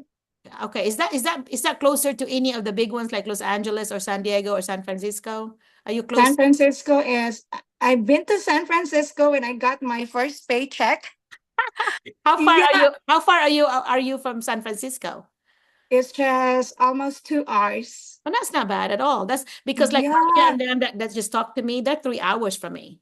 So 2 hours is not bad at all. Yeah, you drive everywhere in the US. Do you drive now? No, because I don't know how to drive. I got a colleague one of my housemates in the house who Takes you. drives yeah, she's the one who's taking us. And also it was really a nice experience when you're going from the life here in Hollister. It's more in the countryside, you know, got farms. And then when we almost reached San Francisco, and it seems like my perspective about America has been changed. And Yeah. oh, this is really the one that I have been seeing the That's in your movie. mind. Yeah. That's in your visual before you came here. And then you Yeah. are so surprised when you come to the countryside. I'm like, this is not what I envision America is. Yeah. That's exactly what my experience was, because I was looking for a skyscraper. I told my husband, where are the True, very skyscrapers? true. It's not there. But when you go to the capital, it's there. But because Yes. I can adapt to both country and city, I'm happy in both ways. So I live in the country, but I'm also happy when I go to the city. So Yes, enjoying the best of both worlds. yeah, you do. And the weather, I'm so jealous that you have this weather that's similar to the Philippines. You didn't have to adjust much on the weather because Yeah, very much true. yeah, California, Florida, and Hawaii are just like the Philippines, except more expensive. What would be your rent? Is your rent expensive there? Yeah, in this house there are five bedrooms, and we're renting it for $4,000 Yeah, it's a what month. 800 per person. Yeah, that's pretty high because around here that will be half. That will be half here. Oh, okay. Yeah, And the yeah, taxes are real. yeah, taxes are very expensive. Yeah. Yeah. They have I think if in a house there in California that's like $1 million, maybe 200,000-300,000 in our area. Yeah, because Oh. I have a San Francisco friend from the Philippines that visited my former house. I used to be a big house with a 5-bedroom and a pool. And she said, you know, this house would be like $1 million, $1.5 million in San Francisco. And we only sold it for less than 400,000. So it is, yeah. So that would be about 20 million pesos. So it's and that's a big one here already. You know, we Yes. live in a very simple house now because this is our retirement place now. You know, kids are gone, so we're now down to like a 1 bedroom for us, the main house, and then a connected guest house where the guests are for 2 bedrooms. So they have their own Oh, that's so nice, place. Doc. Yeah, so we have the little guest house, and then we have our main house, and that's where Maria came, and now they're going back to the guest house. But yeah, so this is a very simple. My house is very simple. It's like a cabin type thing, but it is something that I wanted because it's one level. That my former house was 3 levels, you know. Oh, so yeah, quite too big. it was hard to clean, you know. So now I have a lady that comes up, another Filipino friend that would come and clean my house every other week, and I help her. And then we just clean, you know, I would be in the main house, she would be in the guest house, and then we just help whoever gets done first. But yeah, it's simple, it's simpler. And in the Philippines, you know, you can get made for like what, $40-$50 a month. Here I have to pay $15 an hour. $50 an hour. So it's like, what would that be like? Okay, so 60, that would be 600, 900 pesos an hour. Yeah, it Is is. what I'm paying somebody to pay an hour to clean my house, and it takes about 4 or 5 hours. So yeah, so she would make 4,500 pesos just for the 4 hours she would clean my house. Yeah, that's big enough money, Doc. Yeah, that's like a lot. Yeah, that's 1 week or something in the Philippines, right? And working at a store, and that's just 4 hours. So yeah, it's very expensive in America, but you know, so like so tell me about your pay. Your pay is how much in California? I'm always wondering different states how much they pay. What was your starting pay? It's 82 K plus. 82, yeah. In Arkansas, it only starts at 50. But you have to remember the expense is double. So if it's 50 here, you should be making about 100 there in order to make even. Because your expenses is double, yeah. So that they call them the standard of living there is really high, and our standard of living here is low. So our food's cheaper, our you know, like in California, I mean, I know in Hawaii, when my daughter lives, their dozen eggs is $6 and milk is $6, and it's only $2 here. $2, $3 here. So it's about half. And so then they have to get paid more because they have to spend more. And so you have to think about that when you're thinking about money. Don't just compare the amount, but compare about the expenses as well, right? But yes, if I had a choice, I would choose California, Florida, or Hawaii. Yeah. You know why? Because Charity, because I love gardening. I love to garden. And so you can garden you're all gonna year be seeing long. a lot of yeah, things like tropical fruits. And here I can garden, and then by the time October, I mean September, or even August, by the time school opens, my garden is already like gone. So yeah, Oh, yeah, because yeah, you can plant other things, like something that could work in the fall, but I always get done with my garden by then. I love tomatoes. I love, cabbage and broccoli and all this stuff, something that's really fresh from the yeah, garden. I just go down there and eat some, and that's my favorite. So I have a big yard. So I have a really, I don't know, what would that be, like 12 hectares or something is what my yard is. So it's a big one, but yes. so yeah, so we have lots of room. That's why whenever they learn how to drive here, they have a big place that they could go around and around without hitting anything. So most of them, like Maria, they were driving in my yard and until they get better, and then they were like, okay, now you're ready for the road. And you cannot go in the road if you don't have your written exam, like John said he's taking it. Written exam pass, then you can be with a licensed driver. Yeah, yes, So like in DMV. yeah, right. Okay. So anyway, so thank you for sharing what you have, and I'm so continue to attend and share with us. Yes, of course, Doc. Yes, Yeah. yes, I'm very much willing. And you know what? I got colleagues here from the Philippines. In my school, I guess there were 5 of them who's here. Yeah, Good. who's in this meeting. Yeah, and Yeah, I'm just they so were part of our grateful. group. They were part of our group, and now they're here. Yes, yes. Oh, yeah. Yeah, I have added them, and also Sir Arnel Ibiu, who's now in. He's one of my colleagues in the Philippines. Oh, We have cool. same school. Yeah. Yeah. And that's a good thing, if you are here now and then you need to help your folks to bring here. And that's what I always say, I don't want to get paid, but how you pay me back is to help somebody else. I'm Yes, very helping, much true, Doc. yeah, Yeah. I'm helping you for free, and I want you to help somebody else for free. That's Yes. how you pass it forward, the kindness It's forward. a domino.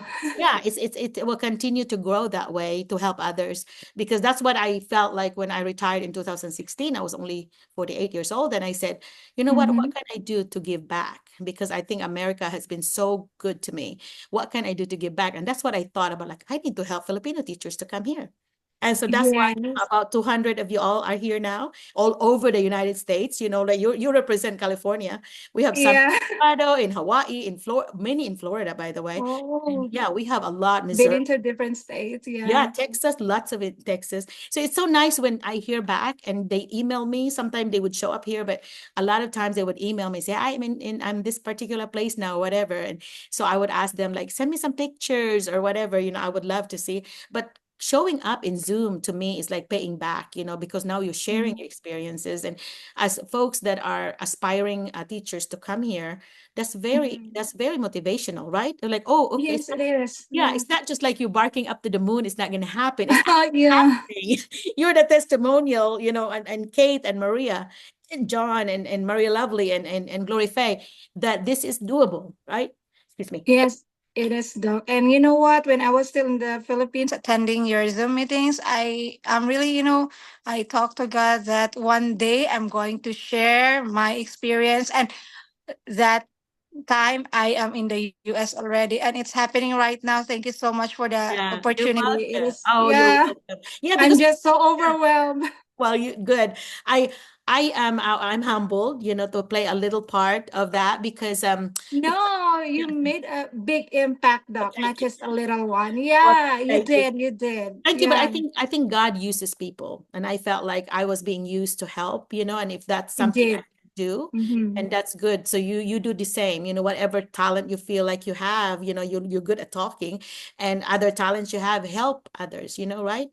Yes, Yes. find some friends that you have back in the Philippines and email them, and you can give them my links, my information, or whatever if you want me to help them. But invite them to come, because I think once they, are you subscribing to my YouTube or our Facebook thing? If you haven't, do that. Yes, Doc. Yes, Doc. And also, as what I have mentioned earlier, they're attending the Zoom meetings now. I guess 5 or 6 of them right Nice. now. What? Yeah.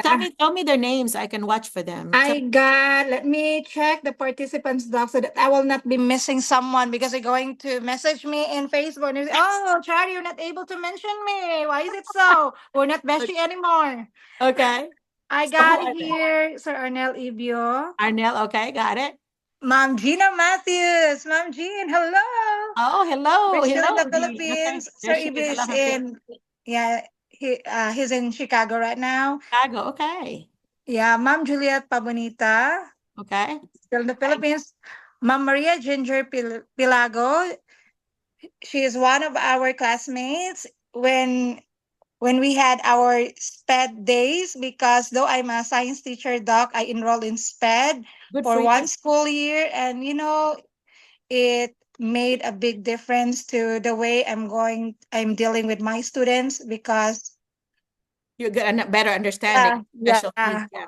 Yep. okay, so that's it, doc. It seems Oh. like Mamba Moya, she left.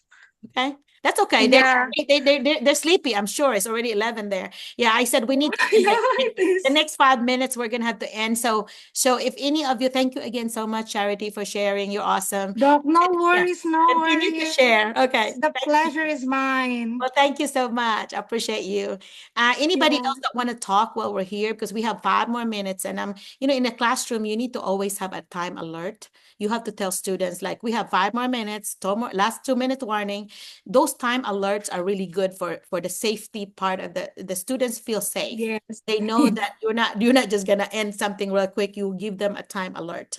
So time That's alert. right, doc. Yeah. Do you do that? Do you do time alert in your classroom? Yes, I am putting it on the screen, doc. Say, for example, Good. I'm letting them do the classwork for 20 minutes. So I'm putting it, there's a countdown there. Good job. Okay, 10 minutes more, 5 minutes more, so that I will know. And I'm roaming around, and for me to know as to what page they're working to, and for me to, okay, I will be extending for another 5 minutes. Good job. Digital timer. Do you use digital timer? Because Yes, doc. the digital timer that's like a bomb that would explode. They love that. It I would- is.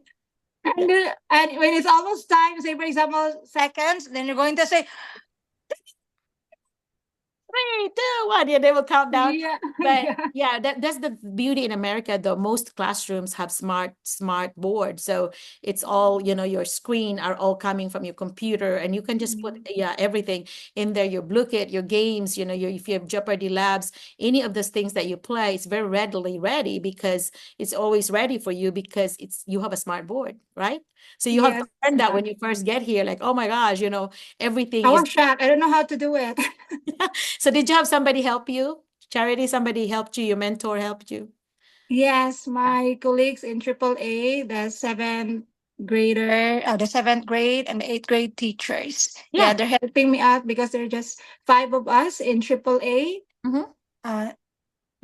Fifth grade to eighth grade. Okay. So they're really helping me out. And you know what, Doc? This is the first time that they hired an international teacher, because they don't want AAA to be, with other, international, or just like international teacher. They want locals to be the one to teach AAA, but it's really, it is just God that I'm just so happy. Yeah, you got blessed, to do that. Also, if you're a high school teacher, don't be afraid to ask your students because they're digital natives, where we are digital immigrants, So you can ask your digital natives. Don't be shy to ask. Said, okay, somebody smarter than me in technology, and I used to attended a workshop that says, if technology fails, instead of being embarrassed, you need to train your student like, okay, let's clap our hands. If it fails. That way, it's not an embarrassing thing. It's something that, well, that's okay. It happens. And that's why we always have a plan B. When I do workshop, I have my PowerPoint ready or whatever it is that I do, but some kind of hard copy. So in case the technology fails, I will have something that they can look up, that they could follow me, because you have to have a plan B. Always have a plan B, because activities like plan activity A, and then if this doesn't work, I will do this particular one. Always need to have that in your head. I'm sure you do that automatically now, but yeah. So in America, you do that. Have you been observed by your administrator yet? Have they observed?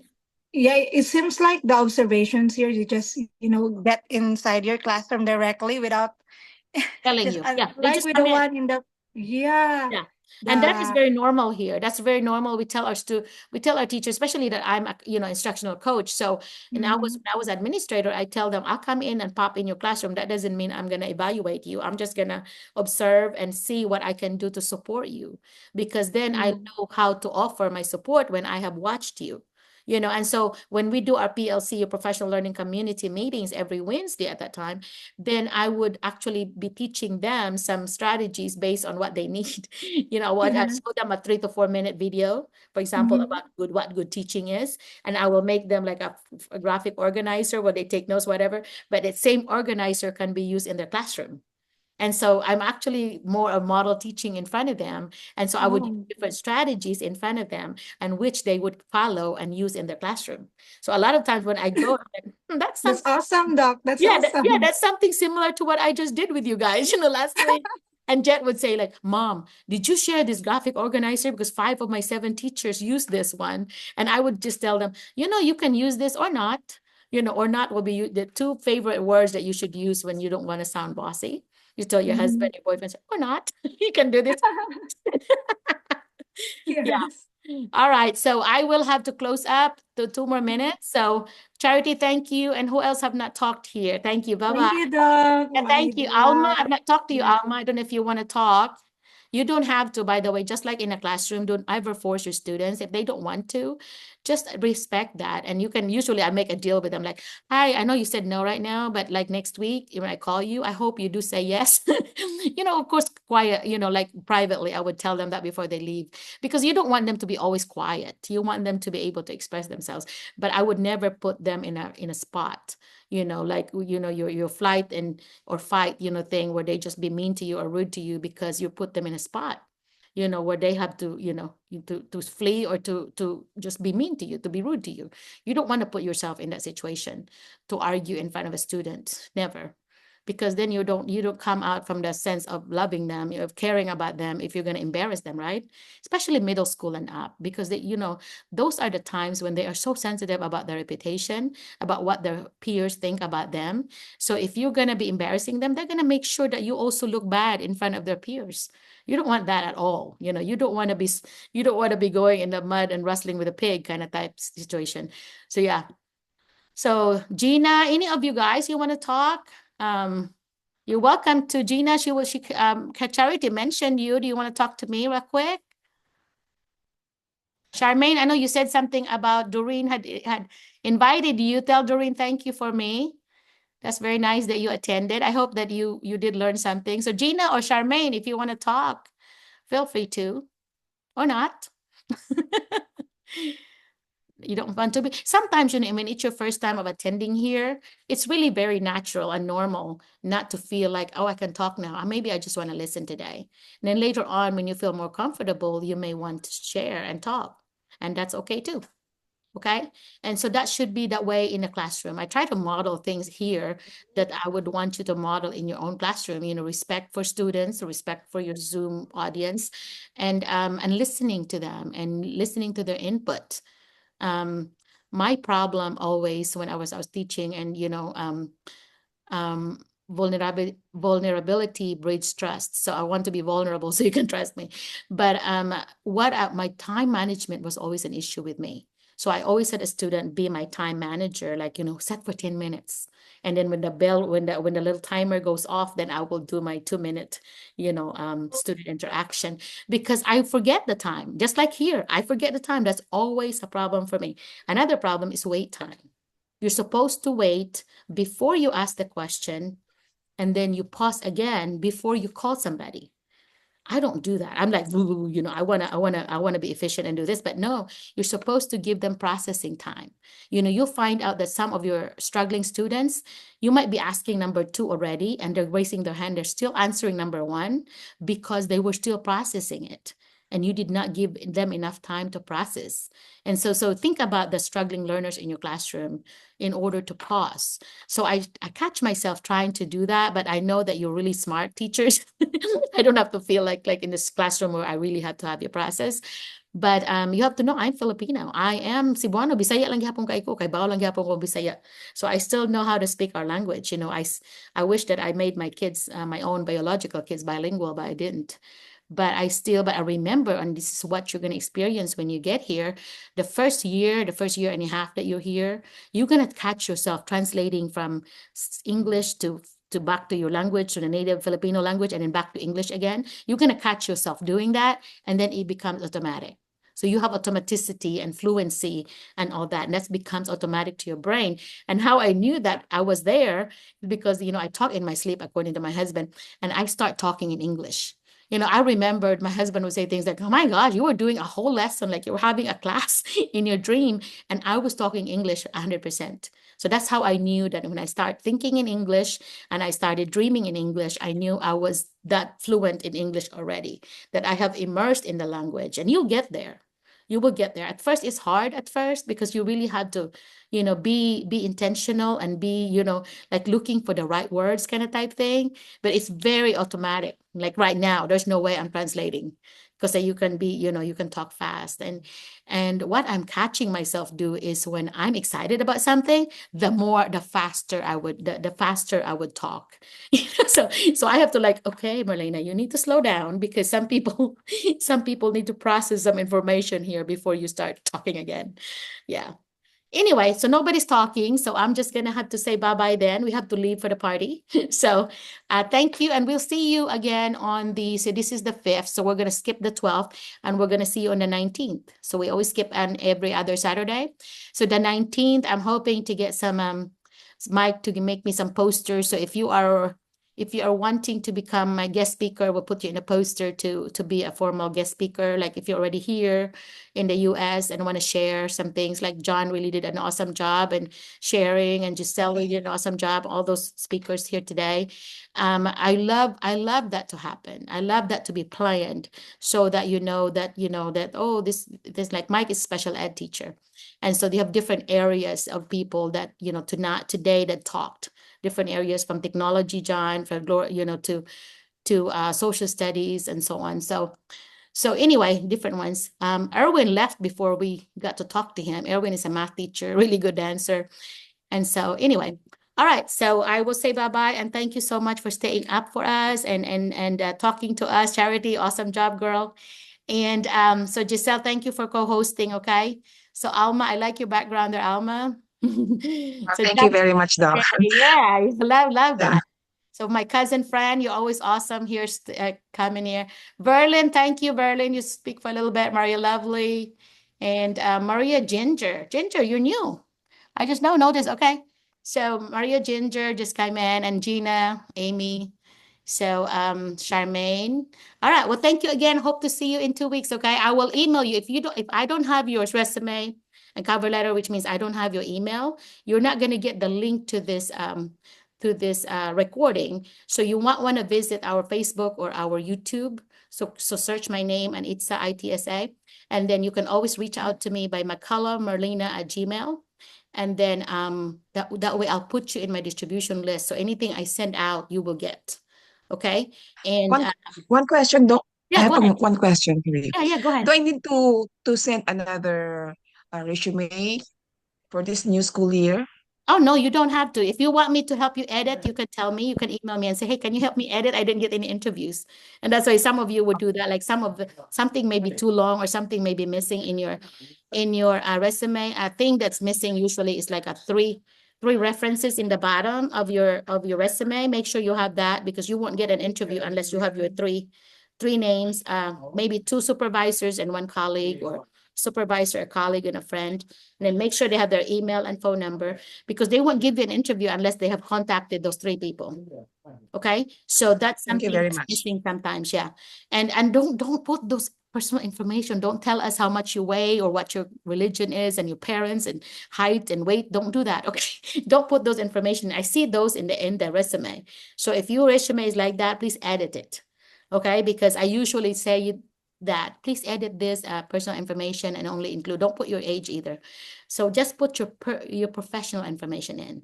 You know, the things that I said about your experiences, your degree and teaching philosophy. And maybe even sometimes in your interview, they would always ask you, like, why do you want to come to the US?